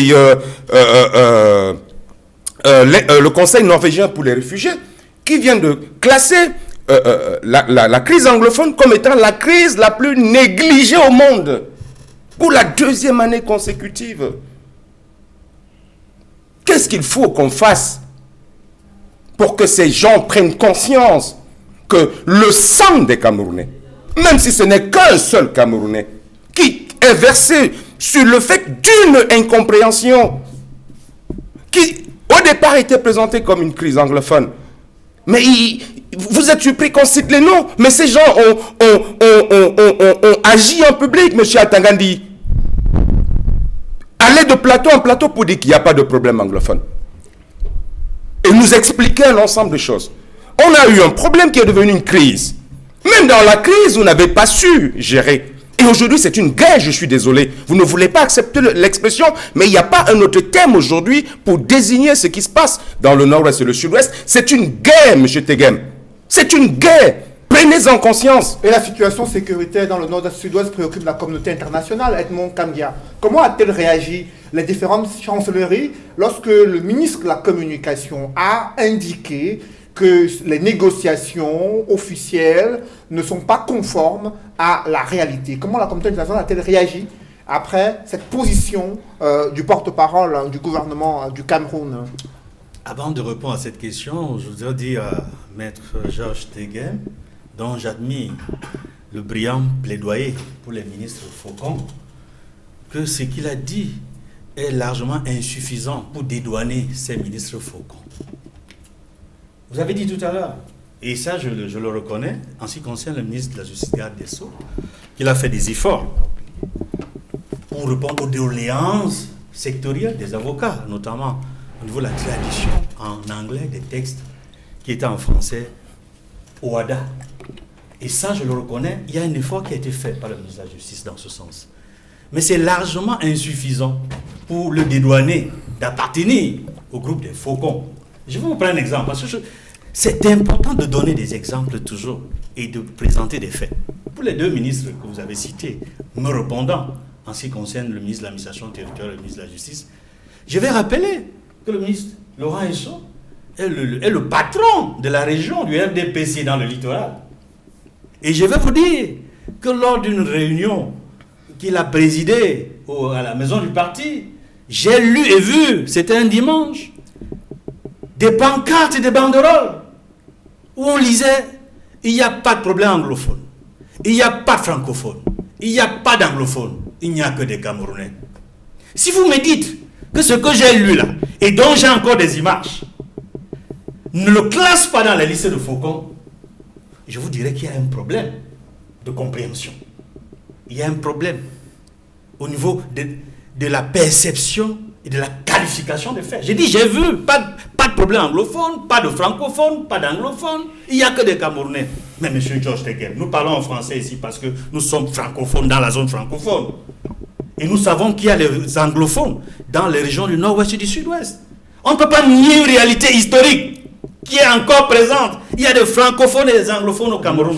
Et ce sont ces francophones et ces anglophones qui participent de la construction nationale dans ce que vous auriez appelé la République exemplaire en construction. Mais cette République n'est pas du tout exemplaire. Pas du tout. Quand des ministres Faucon disent qu'il n'y a pas de francophone, il n'y a pas d'anglophone, il n'y a pas de problème anglophone, nous nions pas la réalité. Je vais prendre un autre exemple concernant l'autre ministre Faucon que vous cherchiez à dédouaner tout à l'heure. Et je reste dans les faits. Et je m'adresse aux téléspectateurs. Le Premier ministre chef du gouvernement, John Gouté, à peine nommé, a effectué sur le terrain, à Bamenda et à Boya, une mission où il a adressé le message du chef de l'État. Le message était celui-ci. Nous, le gouvernement, sommes prêts à discuter de tout, sauf de la sécession. Et pour comprendre cette phrase, au premier degré comme au second degré, cela signifie qu'on peut discuter du fédéralisme, qui est la forme de l'État. Quelques jours après cette sortie du Premier ministre John Gouté, on a vu le ministre de l'administration territoriale débarquer sur une chaîne de télévision française, France 24, démentir ce que venait de dire son chef du gouvernement. Dire qu'il n'y aura pas de débat sur la forme de l'État. Vous appelez, comment est-ce que vous interprétez ça, Maître Georges Teguel? C'est ça que vous appelez la solidarité gouvernementale, la cohésion au sein du gouvernement? Quand nous parlons de clans et réseaux au sein du gouvernement, faisons attention, les téléspectateurs ne sont pas dupes. Maintenant, répondant à votre question, M. Moufele, comment est-ce que la communauté internationale et les missions diplomatiques ont accueilli la mise au point du gouvernement qui a été signée par René Emmanuel Sadi? Ce fut une grosse déception. Je dis bien une grosse déception. Parce que quand on sait le contexte dans lequel, sur le plan politique comme sur le plan diplomatique, on en est arrivé là, c'est-à-dire à cette rencontre, à ce premier contact officiel entre la délégation gouvernementale et les idées sécessionnistes, et il y a eu, au sein de la communauté nationale et surtout internationale, ils étaient heureux de savoir qu'enfin le gouvernement camerounais a accepté de commencer quelque chose en vue de parvenir à un cessez-le-feu avec les sécessionnistes. Que non, cette sortie du ministre Sadi a refroidi totalement cette perception que les diplomates accrédités à Yaoundé, les missions diplomatiques accréditées à Yaoundé, et même les pays amis du Cameroun, je citerai le Quai d'Orsay, la France, même qui a initié, avec le soutien de la Tunisie, la résolution qui a été adoptée au Conseil de sécurité, qui nous amène les États partout à travers le monde où il y a des conflits à observer une pause humanitaire de 90 jours. Même la France n'a pas apprécié, je le dis de source diplomatique, la sortie de René Emmanuel Sadi. Parce qu'à la limite, même elle est contre-productive à partir du moment où elle est controversée. Donc, ça a été très mal perçu, cette sortie, le communiqué, cette mise au point. Parce que cela a donné l'impression que le gouvernement ne serait peut-être pas sincère, ne serait peut-être pas de bonne foi dans les premiers contacts qui ont été amorcés avec les sécessionnistes. Et aujourd'hui, nous pouvons comprendre pourquoi Ayoub Tabet et ses amis ont immédiatement fait des postes pour mettre à témoin la communauté nationale et internationale, à témoin de ce qu'il y a quelque chose qui se passe. Même si, d'après le communiqué de René Emmanuel Sadi, il ne s'agit pas de négociations, parce que les négociations n'ont pas encore commencé. Tout à fait. C'est une rencontre où les sécessionnistes ont présenté leur desiderata à la partie gouvernementale qui va l'étudier, et le patron de la délégation gouvernementale qui a été mandaté par qui de droit et qui travaille en étroite collaboration avec, dans ce dossier, le premier chef du gouvernement, ils vont certainement étudier les desiderata des sécessionnistes, et nous, notre souhait, c'est que cette rencontre se poursuive. Justement, après vous, professeur Pierre Alaka, au regard de la controverse que suscite la sortie du gouvernement, sortie officielle, sur la non-existence de négociations entre les leaders du mouvement séparatiste anglophone et le gouvernement camerounais, que faut-il faire aujourd'hui pour véritablement en arriver à un cessez-le-feu dans le nord-ouest et le sud-ouest, alors que ce grand dialogue national qui était censé résoudre cette crise n'a pas réussi 9 mois plus tard? Qu'est-ce que vous proposez concrètement pour qu'on en arrive à ce cessez-le-feu véritablement durable et une paix dans le nord-ouest et le sud-ouest? Cédric, avant de répondre de manière précise à votre question, permettez-moi de faire une espèce de mise en commun de ce qui vient d'être dit relativement à cette cacophonie au sommet qui est contre le dialogue et donc contre la paix. En réalité, ce qu'on observe, c'est qu'on a créé avec cette histoire l'économie de la guerre. Et c'est pour ça que j'arrive à la conclusion selon laquelle en guerre, il y a des vainqueurs et il y a des vaincus. L'idée qui circule qu'il n'y a ni vainqueur ni vaincu, au regard de ce qui se passe en ce moment, ne peut pas être aujourd'hui validée. Dans la mesure où les vainqueurs, ce sont ceux du gouvernement et des sécessionnistes qui profitent de cette guerre, qui ont installé une espèce d'économie de rente liée à la guerre. Et de l'autre côté, les perdants, c'est nous, les populations du Nord-Ouest, les hommes d'affaires, et tous qui ont perdu relativement à cette guerre. Voilà, donc, vu de la sorte, il y a dans la réalité des vainqueurs, les faucons et les autres, qui maintiennent cette guerre. Et au vu de ça, de l'autre côté, les groupuscules sécessionnistes qui se sont organisés et qui aussi profitent de la guerre. Alors, comment justement mettre en parenthèse ces groupes extrémistes qui profitent de la guerre et privilégier l'option de la paix et encourager justement ce cessez-le-feu? Bon, peut-être pour dire, quand ils auront rassasié, quand ils se seront rassasiés, peut-être qu'ils seront audibles et puis seront peut-être gentils de se mettre. Mais la vérité, c'est que au jour d'aujourd'hui, il faut que le gouvernement fasse profil bas. Parce que je peux dire et certifier que la cacophonie du gouvernement relativement au règlement de ce conflit, entre guillemets, a été à l'origine de l'endurcissement en face, a été à l'origine de l'incompréhension qui fait en sorte que rien n'a avancé du point de vue de la recherche de la paix. Il y a eu ce grand dialogue qui, pour moi, n'a pas été satisfaisant. Maintenant, ce qu'il faut, c'est un nouveau, véritable dialogue où il faut d'abord, dans lequel il faudra inviter toutes les parties prenantes en face, où il faudra inviter les membres du gouvernement, toutes tendances confondues, et également les personnalités de la société civile, pour qu'ensemble on mette en place des mesures, même si on ne verra pas le vêtement être cousu, qu'on mette en place des mesures qui peuvent être appliquées et applicables. Le véritable problème de notre pays, c'est que les gens se soucient d'une seule chose, le décret. Quand quelqu'un a le décret, il fait tout pour que son décret reste valable. Et il est prêt soit à aller à gauche, soit à aller à droite. Mais pourtant, ces décrets sont signés pour donner à ces personnalités-là la possibilité d'œuvrer pour la construction du Cameroun. Oui, mais ça, c'est dans l'hypothèse où ces décrets concerneraient des personnalités compétentes, chacun dans son secteur d'activité. Autrement dit, lorsqu'on peut remarquer que ce n'est toujours pas le cas à 50%, on peut s'interroger sur la viabilité de ces décrets.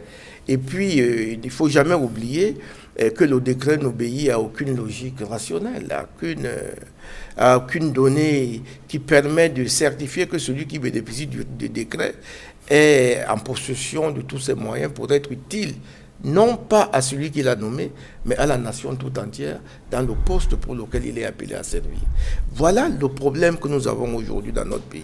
Si le décret tenait compte d'une réalité simple, l'adéquation entre le poste et l'occupant du poste, pris dans une large mesure en fonction des compétences qui existent, on pourrait déjà marquer un pas. Mais lorsque ces décrets obéissent, comme l'ont remarqué certains, à d'autres conditions, qui sont généralement des conditions philosophiques, culturelles et autres, alors on peut s'interroger sur la validité dans la pratique de ces décrets. L'autre chose, c'est que sur le terrain, lorsqu'on arrive, quelle que soit sa bonne volonté, et ça c'est l'avis de plusieurs membres du gouvernement, nous en comptons des amis dedans,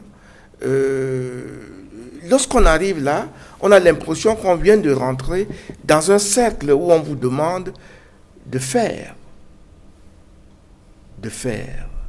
Vous devez faire ce qu'on vous demande de faire. Alors, qui vous demande de faire?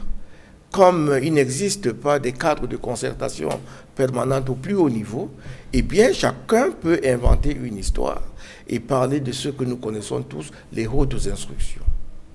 Voilà des choses qui plombent ce qu'on remet en cause aujourd'hui et qui aurait dû être fait de manière sereine.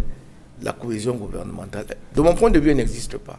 Et cela est démontré dans la résolution de cette crise. Nous avons eu la chance qu'à l'extrême nord, nos vaillants soldats ont réussi à faire reculer Boko Haram. Mais c'était là où les gens avaient déjà installé l'économie de la guerre. Vous êtes journaliste, renseignez-vous. Mais lorsqu'il y a eu glissement de l'économie de la guerre à l'intérieur du territoire, eh bien, c'était tout trouvé. Des gens se sont mis de part et d'autre à profiter de ces situations. Et c'est pour cela qu'il est aujourd'hui difficile, sauf implication personnelle et directe du président de la République. Vous venez justement d'interpeller le président de la République du Cameroun sur le règlement de ce conflit armé dans le nord-ouest et le sud-ouest. Maître Georges Teghem, le président Emmanuel Macron, président de la France, a plusieurs fois appelé le chef de l'État du Cameroun. Il lui a adressé de nombreux messages dans lesquels il a insisté sur la solution politique pour régler la crise anglophone. Le secrétaire général des Nations Unies, lui aussi, a abordé le chef de l'État dans ce sens. On a vu le secrétaire général de la francophonie qui était récemment au Cameroun avec le président de la Commission de l'Union africaine. Tous ont repris en cœur la nécessité d'une solution politique pour régler la crise anglophone. Le président de la République, interpellé depuis plusieurs années sur cette crise dans le nord-ouest et le sud-ouest, pour vous, aujourd'hui, est-ce que le président de la République est prêt à faire profil bas, comme le souligne le professeur Pierre Alaka, le gouvernement faire profil bas pour aller vers une résolution pacifique de cette crise dans le nord-ouest et le sud-ouest? Le gouvernement de la République n'est pas responsable de la crise. Le gouvernement de la République, dès le début de la crise, fait profil bas. Je voudrais indiquer ici, pour répondre aux consultants, parce qu'il a indexé des ministres de la République en les désignant comme étant les responsables pour l'un des pancartes à l'occasion d'une cérémonie de parti politique. Mais, monsieur, lorsque les gens viennent avec les pancartes, le ministre de la République n'est pas responsable de ce qui est écrit sur les pancartes. Sa responsabilité, c'est il est ministre d'État, ministre de la Justice, garde des Sceaux, et dans le domaine qui le concerne, il a participé à travers les décisions qui ont été prises dans son département ministériel à apporter une solution aux problèmes posés par la crise anglophone. Quant au ministre Atangandji, dont vous avez évoqué ce qui a été dit sur une chaîne étrangère, moi, sur ce point, j'ai retenu du président François Mitterrand depuis plusieurs années que lorsqu'on est à l'étranger, on ne parle pas de politique intérieure. Il me semble que c'est pour cela que le ministre Atangandji n'a pas voulu s'étendre sur la question et il a répondu aux journalistes pour simplement lui dire bon, écoutez, vous n'avez pas à vous mêler de ce problème. Bon, s'agissant maintenant des questions dont parle M. Anderben Ndachwa. Vous voyez-vous, M. Ndachwa, je suis très embêté parce que je note que dans la résolution de cette crise, vous faites plus des incantations que des actes concrets. M. Ndachwa, le Cameroun est notre pays. Nous devons le construire. Et vous, avec le professeur Maurice Kamto dont vous parlez, il est un produit de ce pays. Il a fait des études grâce à ce pays. C'est ce pays qui l'a formé. Il a été à l'école grâce à ce pays. Tout ce qu'il a eu, c'est grâce à ce pays. Il est temps plus de restituer à ce pays ce qu'il lui a donné. Il a passé 9 mois, vous l'avez dit, avec M. Sissoko. Qu'est-ce qu'il a fait comme proposition? Vous croyez que le rôle de l'opposition, c'est seulement de critiquer? J'aurais souhaité que, étant là-bas, que le dialogue dont on fait état, ou que vous recommandez sans arrêt, et dont le ministre de la Communication fait état dans son discours, j'aurais souhaité qu'il dise que pendant que j'y étais, je l'ai rencontré, nous avons fait ceci, nous avons fait ça. Il attend d'être président de la République. Vous croyez qu'il faut être président de la République pour régler les problèmes du Cameroun? De quoi vous parlez là? Écoutez, Je vous en prie, ce que je veux vous faire observer, M. Ndachwa, Mais de quoi vous parlez? ce que je veux faire observer, M. Ndachwa, c'est que chacun d'entre nous, y compris les populations du nord-est et sud-ouest, doivent apporter leur part à la construction de l'édifice Cameroun. C'est notre pays, nous devons le bâtir tous. Depuis qu'on parle sur ce plateau, on parle des initiatives gouvernementales. On dit le gouvernement a fait ceci, le gouvernement a fait ça. Vous dites c'est insuffisant. J'aurais souhaité que vous me répondiez également. Les sécessionnistes ont fait ceci dans le cadre de la résolution de la crise. Quand on me dit, par exemple, que M. Sissoko a fait un communiqué, si le communiqué de lui, si effectivement c'est de lui, moi je pense que c'est un acte positif de sa part dans le cadre de la construction de son pays.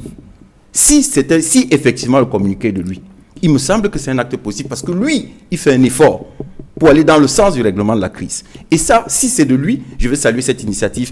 En tant que Camerounais, il apporte sa contribution. Maintenant, ceux qui sont à l'étranger et que nous ne connaissons pas, j'aurais souhaité qu'eux aussi disent que nous avons pris telle initiative pour régler la crise. Vous n'avez pas suivi. Parce qu'on se comporte comme si le gouvernement seul devait régler la crise. C'est faux de le prétendre. Le gouvernement n'a pas commencé la crise. Mais la communauté internationale estime que la première responsabilité de la situation sécuritaire, administrative et sociale du Cameroun incombe au gouvernement de la République. Je l'ai dit en commençant, le président de la République a dit, et c'est écrit dans la Constitution noir sur blanc, il est le garant de l'intégrité du territoire. Ça veut dire qu'il lui appartient à lui de prendre des mesures qui s'imposent pour que le Cameroun reste un et indivisible. Il l'a dit, y compris dans un discours récent à la présidence de la République. Je pense que même après son investiture, il a fait un discours, il a martelé à nouveau. Simplement, quand le gouvernement de la République prend des décisions, et j'ai déjà eu l'occasion de le dire, si le gouvernement de la République prend des décisions et les Camerounais n'accompagnent pas, croyez-moi, on ne va pas régler des crises. Ça, cette crise anglophone, moi quand je parle, j'ai le cœur qui saigne. Parce que, vous pouvez pas imaginer ce que ça me fait. Le Cameroun n'a pas de problème quand moi je rencontre un anglophone dans la rue. Quand nous sommes avec les anglophones, on n'a en réalité aucun problème. Nous sommes entre nous puisqu'on a vécu comme ça depuis des années. Donc vous on a toujours été comme ça. Le problème politique qui se pose dans cette région. Excusez-moi, sud-ouest. Lorsque vous dites le problème politique, moi j'aurais aimé que vous me précisiez ce que vous appelez problème politique. Parce que lorsque vous dites le problème politique, un règlement politique, quand le gouvernement convoque le grand dialogue, demande aux gens de venir, ils ne viennent pas. Même le MNC n'est pas venu. C'est-à-dire, on vous dit venez au dialogue, le grand dialogue national, les gens ne viennent pas. Lorsque maintenant on engage un dialogue républicain, où, y compris sur les plateaux de télévision et partout, le gouvernement montre des dispositions à dialoguer, on met en place une structure pour le dialogue, le CNDDR. Les gens sont sur les plateaux tous les jours, à faire des incantations, dialogue, mais aucun acte concret. Moi, j'aurais souhaité que M. Ndachwa, qui s'exprime ici, parce qu'il en a le droit, on est en démocratie, qu'il me dise que moi, Ndachwa, je suis allé à Bamenda, j'ai rencontré tel chef traditionnel, il m'a dit ceci, parce que je voulais régler ce problème. Justement, il vous appartient aussi, M. Ndachwa, parce que vous êtes un produit de ce pays. Et certains d'entre nous ont fait des études à Bamenda. Il est temps pour vous aussi de restituer à ce pays ce qu'il vous a donné. C'est notre pays, c'est nous qui devons le construire. Et notre devoir républicain, c'est d'accompagner le gouvernement de la République. Maître Georges Teghem qui interpelle le président du MRC, Maurice Kamto. Qu'a-t-il fait, Engelbert Lebon Ndachwa, quand il était en prison et qu'il côtoyait Sissoko Ayub Tabé dans le cadre de la résolution de la crise anglophone? Quelle a été sa contribution depuis que cette crise a débuté? Autant votre question est importante, mais j'aimerais d'abord dire un petit mot à M. Teghem. Et qu'il ne prenne pas ça comme une insulte. C'est-à-dire que le seul critère sur lequel je peux me rassurer qu'il est équilibré, c'est qu'il est avocat. S'il n'avait pas été avocat, j'aurais eu des doutes. Ça, je tiens à le dire. Et je suis heureux également qu'il ne soit pas informé des activités du MRC. C'est normal. Il est du RDPC. Mais ce que je dois dire, et que ce soit clair définitivement, une fois pour toutes. Le président élu, Maurice Kamto, depuis le début de cette crise, s'est toujours prononcé. Parce que fondamentalement, nous avions compris très tôt. En 2012, quand on lançait le parti, la crise anglophone occupe une bonne partie de ce que nous envisagions de faire une fois au pouvoir. M. Kamto n'a de cesse apporter sa contribution à nos dirigeants d'aujourd'hui.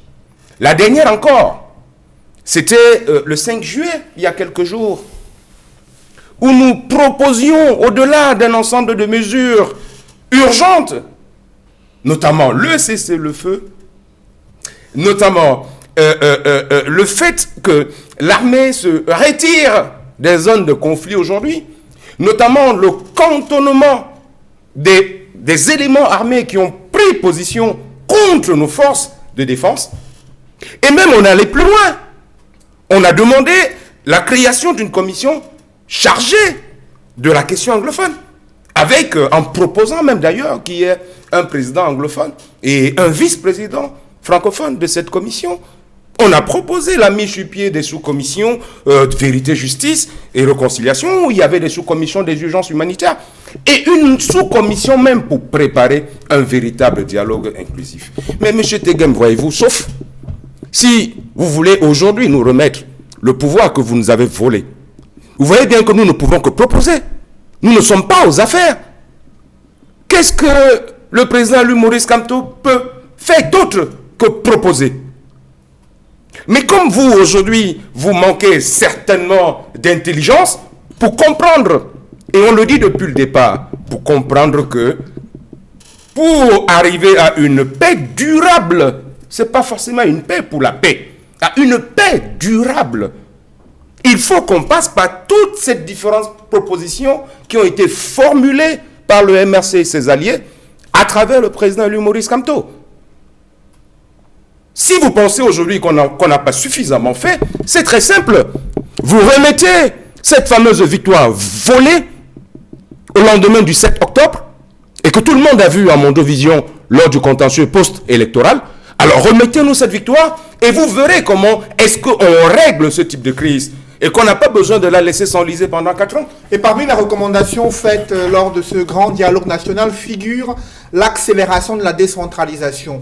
Une loi a même été votée, adoptée en fin décembre 2019 lors d'une session extraordinaire au Parlement, et ensuite le Code général des collectivités territoriales décentralisées a été adopté 8 mois plus tard. C'est la guerre entre les mairies et le gouvernement sur certaines compétences. Avec vous, professeur Pierre Alaka, en l'occurrence, une compétence, l'exercice d'une compétence relative à l'exploitation des ressources minérales non concessibles, où le ministre de la décentralisation demande aux mairies de surseoir à l'exercice de la dite compétence et d'attendre un décret d'application sur les modalités d'application de cette compétence-là. Comment vous réagissez face à cette attitude du gouvernement camerounais concernant l'accélération de la décentralisation?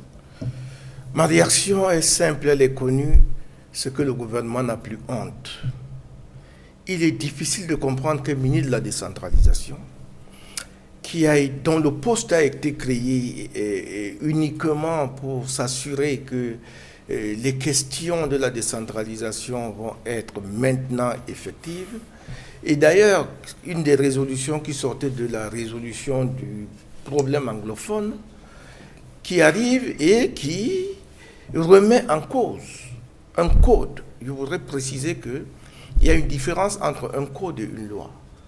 Un code, c'est une grande loi qui contient en lui-même ses modalités pratiques.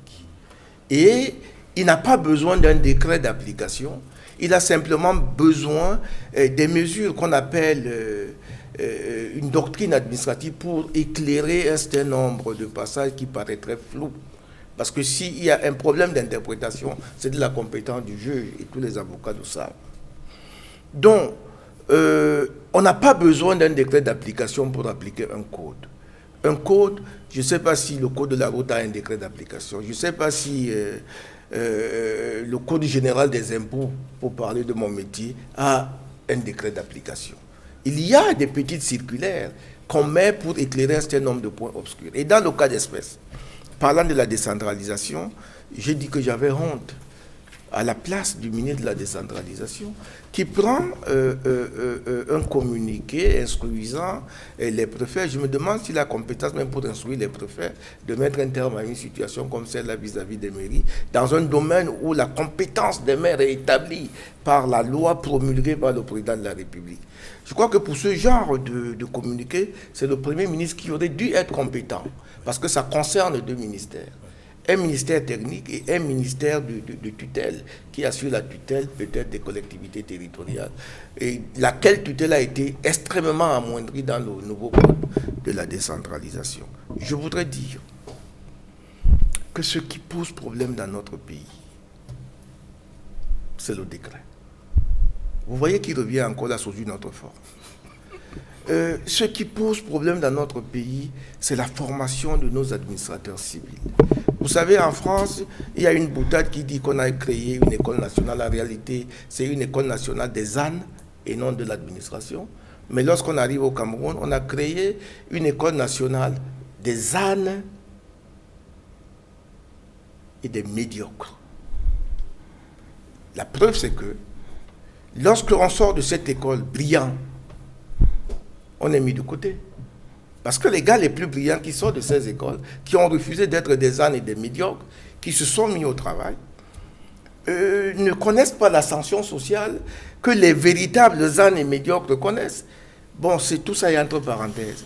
Mais le ministre, pourtant, il indique qu'il faut les modalités d'exercice de cette compétence, précisément sur l'exploitation des ressources minérales. Vous le savez qu'il y avait eu un code minier qui avait été mis en place et sur lequel était assujettie l'exploitation des carrières. Et aujourd'hui, les mairies souhaitent voir plus clair sur l'exploitation de ces carrières-là. Et le ministre demande, il faut attendre encore qu'il y ait un arrêté et un décret sur les modalités d'exercice de votre compétence et le cahier de charges y afférent. Est-ce que ce n'est pas justifié, l'attitude du ministre de la décentralisation au regard des conflits de compétences qui pourraient naître entre le ministère des Mines, les collectivités décentralisées et les entreprises qui exploitent ces carrières?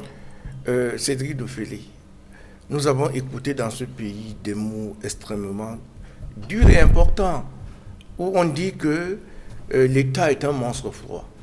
D'où vient-il que les entités décentralisées, qui sont les démembrements de l'État, ne soient pas aussi des monstres froids, et on leur donne tort au profit des privés? Je voudrais également dire que lorsque deux textes s'affrontent, on voit le texte le plus spécial, c'est celui-là qu'on applique. Et dans le cas d'espèce, entre le code minier et le code de la décentralisation, on est en pleine décentralisation. C'est le code de la décentralisation qui s'applique. On n'a pas besoin de décret d'application. Il n'y a même pas conflit de texte. Quand bien même il y aurait, c'est le code de la décentralisation. Alors, qu'est-ce qu'on va préciser lorsque le texte est extrêmement clair et qui dit que tout ce qui est mine relève de la compétence exclusive des mairies? Vous comprenez donc que la mafia gouvernementale, qui ne veut pas se dessaisir des prébendes issues des carrières dans les mairies, ne peut pas lâcher prise. 2, ils comprennent qu'ils n'ont jamais été on comprend qu'ils n'ont jamais été pour la décentralisation, même si le président de la République s'efforce de créer tout un ministère accompagnant ce processus. On comprend que la décentralisation, ce n'est pas ça qui les intéresse. Sinon, comment peut-on m'expliquer qu'un code qui vient d'être adopté et promulgué par le président de la République, que les maires mettent en place pour faire bénéficier aux communes des richesses de leur localité? Regardez une ville, pour parler du cas précis de Pendia. Est-ce que vous imaginez ce que le maire de Pendia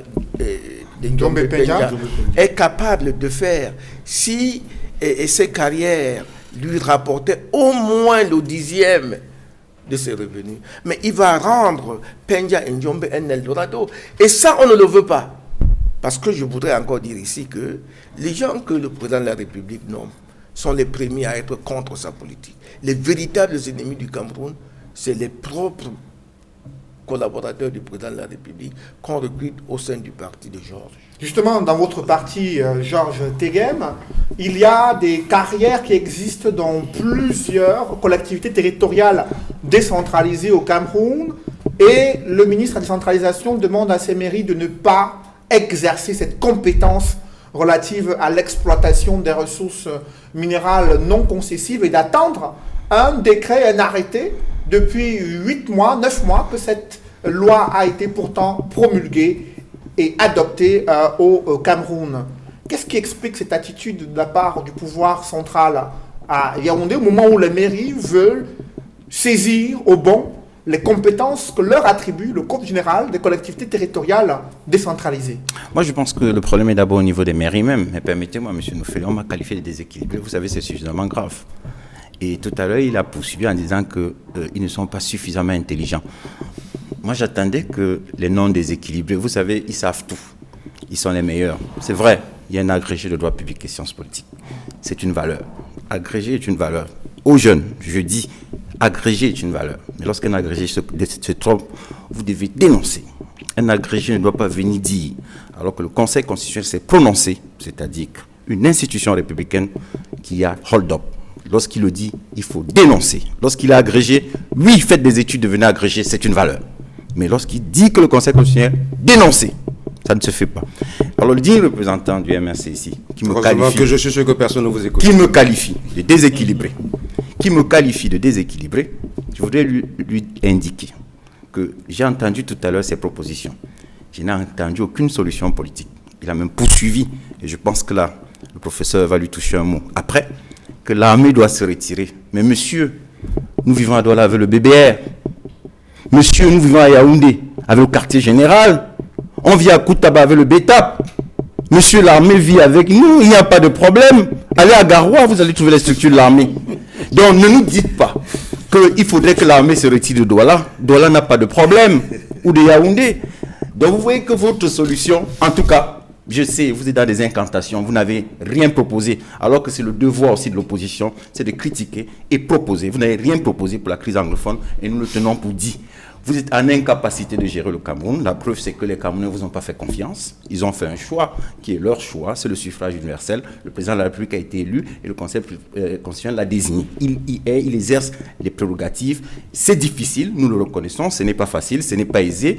Nous devons essuyer vos critiques, nous les acceptons parce que nous sommes ensemble, c'est notre pays, nous devons le bâtir en acceptant les critiques. Mais nous travaillons, il y a un travail à faire dans la zone anglophone, nous ne le contestons pas. Ce travail va se poursuivre et nous donnerons tout ce que nous pourrons pour que la zone anglophone retrouve sa prospérité d'antan. Revenons maintenant sur les problèmes de décentralisation. Monsieur Noufeli, je suis tout à fait un peu perdu lorsque j'entends tout ce qui se dit. Et notamment l'aîné, le professeur, il a fait des observations tout à l'heure. Mais lorsque vous voyez la loi, professeur, la loi ne dit pas ce que vous dites. Lorsque vous lisez la loi dit bien qu'il faut un décret pour l'exercice des compétences transférées. C'est ce que la loi dit. L'application de la loi n'est pas fautive. Le ministre rappelle seulement les termes de la loi. L'application de la loi n'est pas fautive. Et puis, s'agissant du décret, parce que là, vous pouvez me dire, on a de la chèvre, on a retenu la corde. Et s'agissant du décret, effectivement, je veux dire que le gouvernement de la République a organisé des séminaires de remise à niveau des maires. Et à l'occasion de ces séminaires, y compris Mme Courtès, qui est aujourd'hui membre du gouvernement, parce que j'ai les éléments, elle a dit que nous avons des problèmes, on nous transfère des compétences, sans nous donner des personnes qui vont nous accompagner dans le cadre des compétences transférées. Des gens sont éliminés au Cameroun, professeur. Et ça, je le dis à haute intelligible voix. Des gens sont éliminés au Cameroun parce qu'ils font une campagne.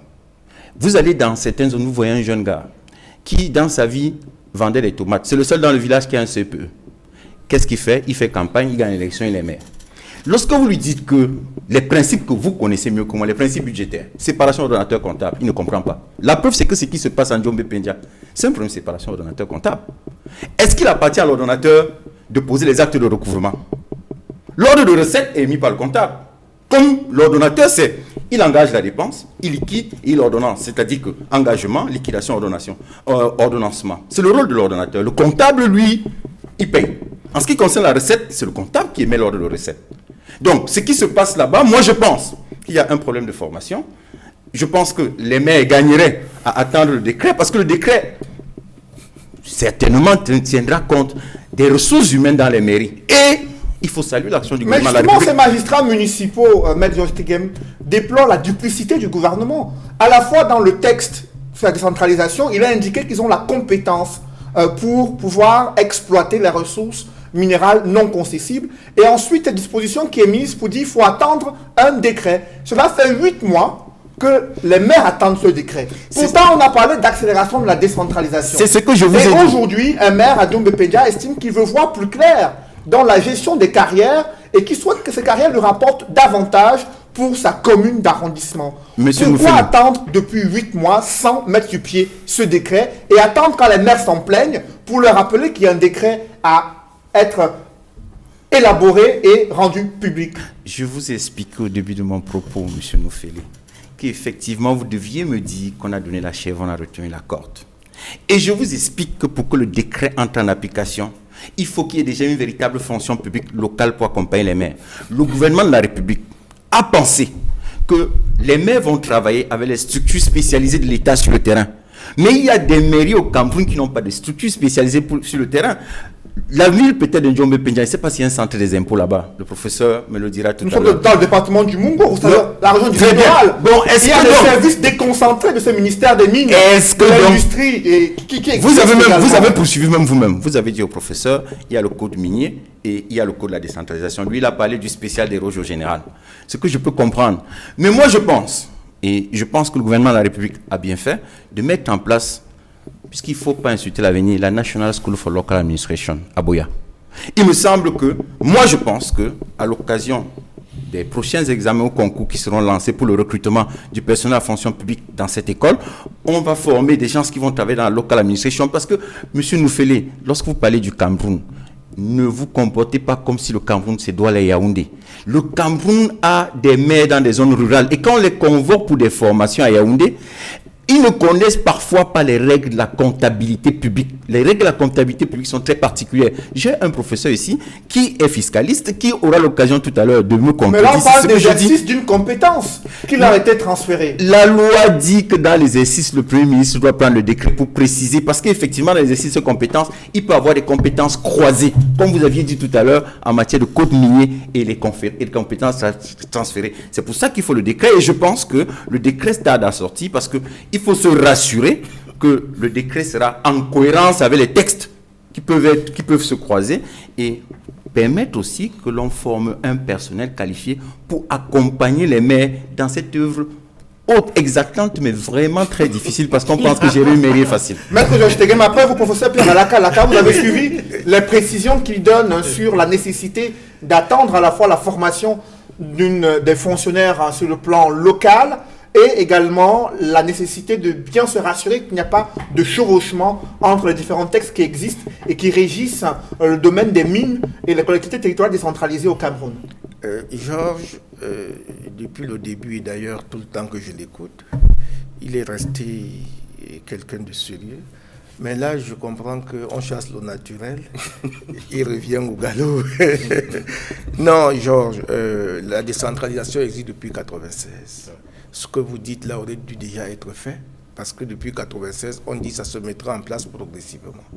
Ça veut dire que depuis, on aurait dû décapiter l'ENAM pour créer une formation de la fonction publique locale. Depuis très longtemps, on aurait eu déjà dans le marché suffisamment de spécialistes pour accompagner la décentralisation à venir. Et pour rentrer maintenant dans le vif du sujet, Georges, vous avez dit que le maire n'est pas un ordonnateur en vertu du principe de séparation des ordonnateurs et comptables. Il est ordonnateur des dépenses comme il est ordonnateur des recettes. Il est ordonnateur des recettes. C'est lui qui dit recouvrer. Et maintenant, l'agent, comment vous l'appelez là, le receveur, le régisseur ou le receveur prend en charge la recette. Voilà. Et cette prise en charge fait que c'est déjà inscrit dans le budget de la commune, ou si c'est l'État dans le budget de l'État, sauf difficulté de recouvrement, on peut mettre ça en reste à recouvrer, et puis on met ça en créance irrecouvrable. Et pour arriver à cette situation, vous ne pouvez pas dire que parce que il n'y a pas des compétences, il faut attendre le décret qui va créer dans les compétences. Si le décret sort aujourd'hui, comment vous allez trouver ces compétences? Vous dites, il y a une fonction publique étatique sur le plan local. qui doit faire ces choses. Non, la décentralisation n'a pas pour vocation d'appeler l'État au secours. La décentralisation a pour vocation d'être autonome à 100%.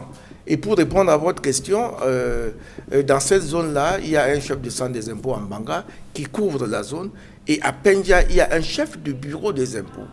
Si je ne me trompe, Djombe Pendja, dans l'une de ces deux villes, il y a un chef de bureau des impôts qui rend compte au chef de centre qui est, lui, en Banga. C'est même une jeune dame qui est même très compétente d'ailleurs. Et donc, je crois que dans cette affaire, le code sur la décentralisation est suffisamment clair et n'a pas besoin de décret d'application. On n'a pas besoin. Lorsque le ministre invoque un décret d'application, j'ai envie de lui demander, mais est-ce que, monsieur le ministre, vous avez, je connais bien le ministre, hein, c'était mon camarade de la seconde en terminale, donc il ne peut pas m'intimider. Voilà. Donc, c'est pour dire que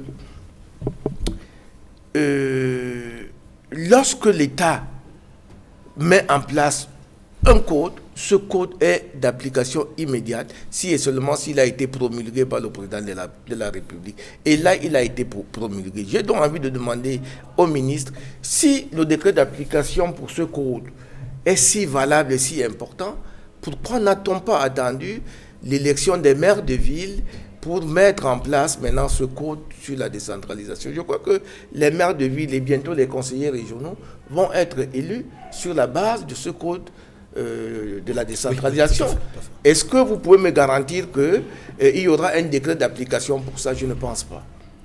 Je ne pense pas, non. Il faut qu'à un certain moment, nous puissions dire, attention, les problèmes dont nous venons de parler au NOZO, c'est parce qu'il y a eu absence de décentralisation. Aujourd'hui, les Camerounais ont besoin d'être patriotes. Le patriotisme, c'est quoi? Donnez-moi la possibilité de faire ce qui est à mon pouvoir pour faire avancer le pays. Pourquoi vous voulez toujours donner la chèvre en arrêtant la corde? Pourquoi vous pensez qu'il faut toujours qu'il y ait un ange gardien ou un arbitre ou un censeur pour voir des Camerounais? Et c'est ça l'ENAM. C'est pour ça que j'ai dit que c'est une école, comme je l'ai dit. Oui, justement, l'ENAM qui reste tout de même une école prestigieuse. Oui, bien, parce que c'est l'ENAM qui fait du gouvernement. C'est l'ENAM qui prépare tout ça. Elle reste une école prestigieuse aux yeux du gouvernement. Edmond Kambia, sur cette décentralisation, le gouvernement avait parlé d'accélération et aujourd'hui, le ministre dit qu'il faut encore attendre un décret fixant les modalités d'exercice de la compétence relative à l'exploitation des ressources minérales non concessibles et un arrêté qui permettra d'en savoir plus le cahier de charges qui va exister entre les communes et les entreprises qui exploitent les carrières sur le sol de ces communes-là. Comment appréciez-vous l'attitude du gouvernement face à la décentralisation accélérée promise en 2019 ? Je pense que le gouvernement plonge les communes dans un embarras total.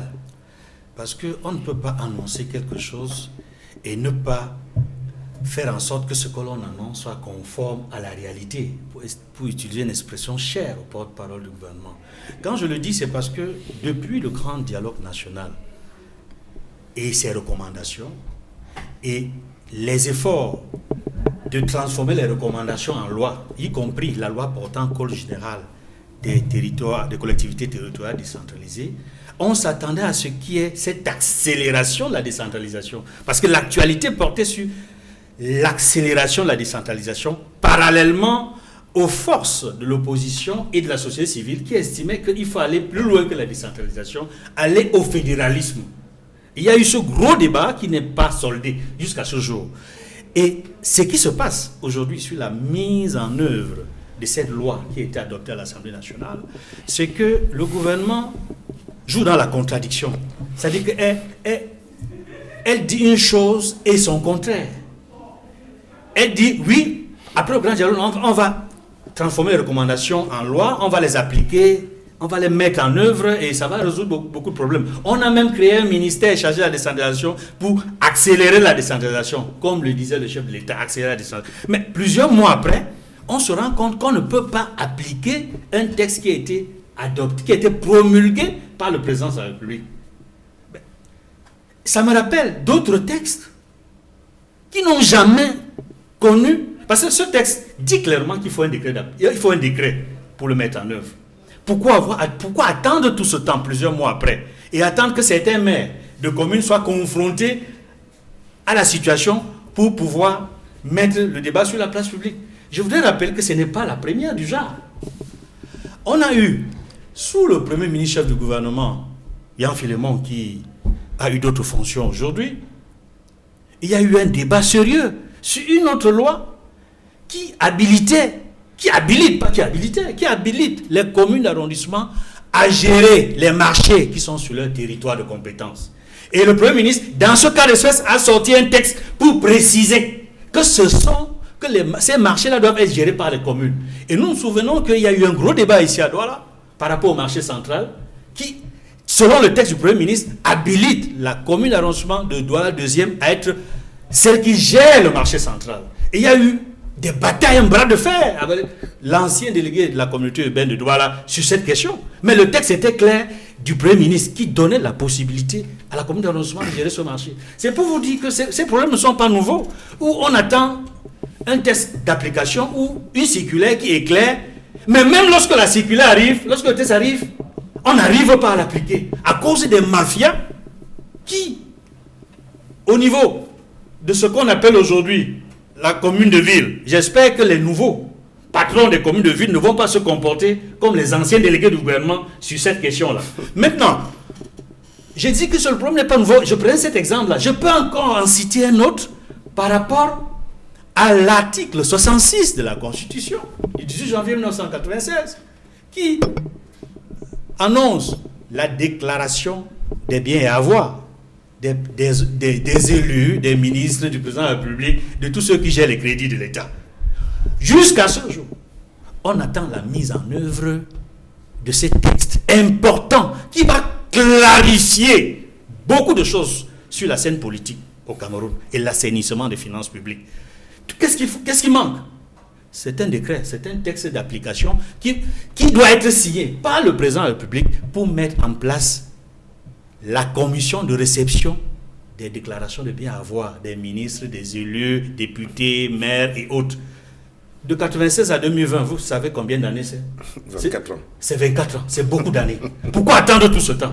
Et on veut également que le texte qui a été récemment adopté, promulgué, fasse 24 ans pour que la décentralisation puisse prendre corps, que cette loi puisse être appliquée et doter les communes d'arrondissement de moyens pour pouvoir transformer la commune en pôle de développement. Non, j'ai dit c'est trop, c'est trop. Après vous, justement, Edmond Angelbert Lebon, cette gouvernance, cette décentralisation que le gouvernement a prônée, ce système de gouvernance-là, qui est aujourd'hui décrié par des magistrats municipaux, toutes couleurs politiques confondues, et que le ministre leur demande de surseoir à l'exercice d'une compétence importante pour certaines mairies où il y a l'exploitation des carrières qui pourraient générer plus de revenus pour ces municipalités-là. Comment appréciez-vous cette attitude du gouvernement et la réaction des maires qui s'inquiètent de l'absence de ces décrets portant application et exercice de modalités relatives à certaines compétences? Moi, je pense que ces affrontements de guillemets résultent du fait que il n'y a pas une véritable volonté gouvernementale de décentraliser. On pourrait évaluer déjà sur le temps. La loi du 18 janvier 1996, ça fait 24 ans quand même. C'est une loi qui consacrait en son article 55, qui reconnaissait deux collectivités, c'est-à-dire que les régions et les communes. Et les collectivités sont définies ici comme des personnes morales de droit public. Jouissant d'une autonomie. Je pense que le gouvernement central n'a pas envie de perdre la main. C'est de ça qu'il s'agit. Il n'y a pas une réelle volonté de décentralisation. Tout comme dans le dialogue sur la crise anglophone. On parle de dialogue, mais il n'y a aucune volonté réelle de dialoguer. Ici, c'est une décentralisation sans volonté réelle de décentraliser. Et aucun pays au monde ne s'est développé avec une concentration et une centralisation de pouvoir telle que ça se passe aujourd'hui au Cameroun. C'est dommage. Après vous, Angèle Lebon, j'aimerais qu'on puisse dire un mot au moins sur ce qui est arrivé en Côte d'Ivoire avec vous, Edmond Kambia, le candidat du parti au pouvoir, Amadou Gon Coulibaly, qui décède après un malaise survenu en plein conseil ministériel. Nous sommes à quelques semaines de cette élection présidentielle très attendue dans ce pays d'Afrique de l'Ouest. Le candidat du RHDP qui décède. Étant Premier ministre, quels scénarios sont envisageables en Côte d'Ivoire en ce moment précis? Il faut dire que ce qui arrive à la Côte d'Ivoire est, hélas, désastreuse et tragique. Tragique parce qu'il y a eu décès d'Amadou Gon Coulibaly, Premier ministre, chef du gouvernement de la Côte d'Ivoire, qui avait déjà été, j'allais dire, légitimé par le parti, par le gouvernement, par toute sa coalition à la majorité présidentielle comme étant celui-là qui doit être le candidat du RHDP, du Rassemblement des oufettistes pour la démocratie et la paix, pour l'élection présidentielle d'octobre prochain, dans quelques mois, dans quelques semaines, comme venez le dit M. Cédric Noufélé. Cela rabat totalement les cartes politiques, pas seulement au sein du RHDP, parti unifié au pouvoir, mais également dans les partis de l'opposition. Ça change tout, ça fait tout basculer. La première question qu'on peut se poser aujourd'hui, c'est que Amadou Gon Coulibaly, parce qu'il est décédé, il n'est plus le candidat du RHDP. Il faut trouver quelqu'un pour le remplacer. Qui est-ce que le RHDP va trouver dans un délai aussi court pour le remplacer et qui soit consensuel, comme l'était Amadou Gon Coulibaly? Ça, c'est la première question. La deuxième question, est-ce que Alassane Ouattara, qui formellement, le président ivoirien, a déclaré qu'il ne sera pas candidat à un troisième mandat. Il est en train d'achever son deuxième mandat. Il avait estimé que le moment est venu de laisser les jeunes générations prendre les choses en main. Il le souhaitait non seulement pour le RHDP, mais également pour les autres forces politiques de l'opposition. Et on constate que dans les partis de l'opposition, aujourd'hui, le PDCI, qui est dans l'opposition, a investi l'ancien président ivoirien, le président du PDCI, Henri Konan Bédié. Et on se souvient qu'Alassane Ouattara avait souhaité, lorsqu'il disait qu'il faudrait qu'on laisse la place aux jeunes, il se disait que lui, il va partir, Henri Konan Bédié va partir. En tout cas, toute la vieille classe politique va se retirer et laisser la place aux autres. Malheureusement, le PDCI a investi dans toute une controverse difficile, parce que dans le PDCI, il n'y a pratiquement pas unanimité sur l'investiture, mais c'est la réalité, c'est Henri Konan Bédié qui est le candidat du PDCI. Est-ce que le fait pour Henri Konan Bédié d'avoir été investi candidat ne va pas amener, dans le contexte actuel, où Alassane Ouattara peut invoquer la force majeure et estimer qu'il n'a pas suffisamment de temps pour chercher un autre candidat et déposer lui-même sa candidature pour sa propre succession? C'est une question fondamentale qu'il faut se poser. Parce que dans le passé, avant qu'il ne prenne sa décision définitive de ne pas être candidat, il estimait qu'il peut arriver une situation où la Côte d'Ivoire est en difficulté, pour des raisons de stabilité, de force majeure, il pourrait revoir sa position. Est-ce que le moment n'est pas venu pour lui justement de revoir sa position et candidater encore? C'est une question de fond. Mais il y a au sein du RHDP la possibilité pour Alassane Ouattara, non seulement dans le premier scénario d'être candidat dans un premier ticket où il se ferait accompagner d'un jeune loup comme Patrick Attié, ou d'un autre candidat ou d'une autre personnalité forte au sein du gouvernement. Mais il y a également la possibilité pour lui de ne pas être candidat. C'est un deuxième scénario, c'est de trouver une personnalité au sein du RHDP qui soit consensuelle. Mais cela prendrait du temps. Actuellement, beaucoup parlent d'Ahmed Bakayoko.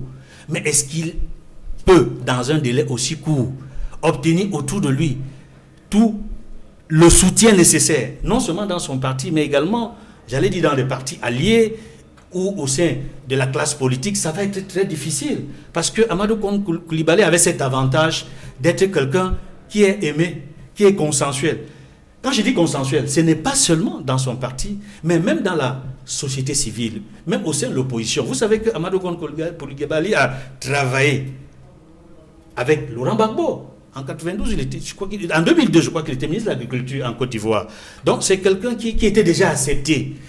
Maintenant, est-ce qu'il y a la possibilité pour quelqu'un comme M. Bitogo, qui est également un candidat, quelqu'un qui a de la prestance, d'être candidat pour le RHDP et obtenir face à Bédié le résultat, ça va être totalement difficile.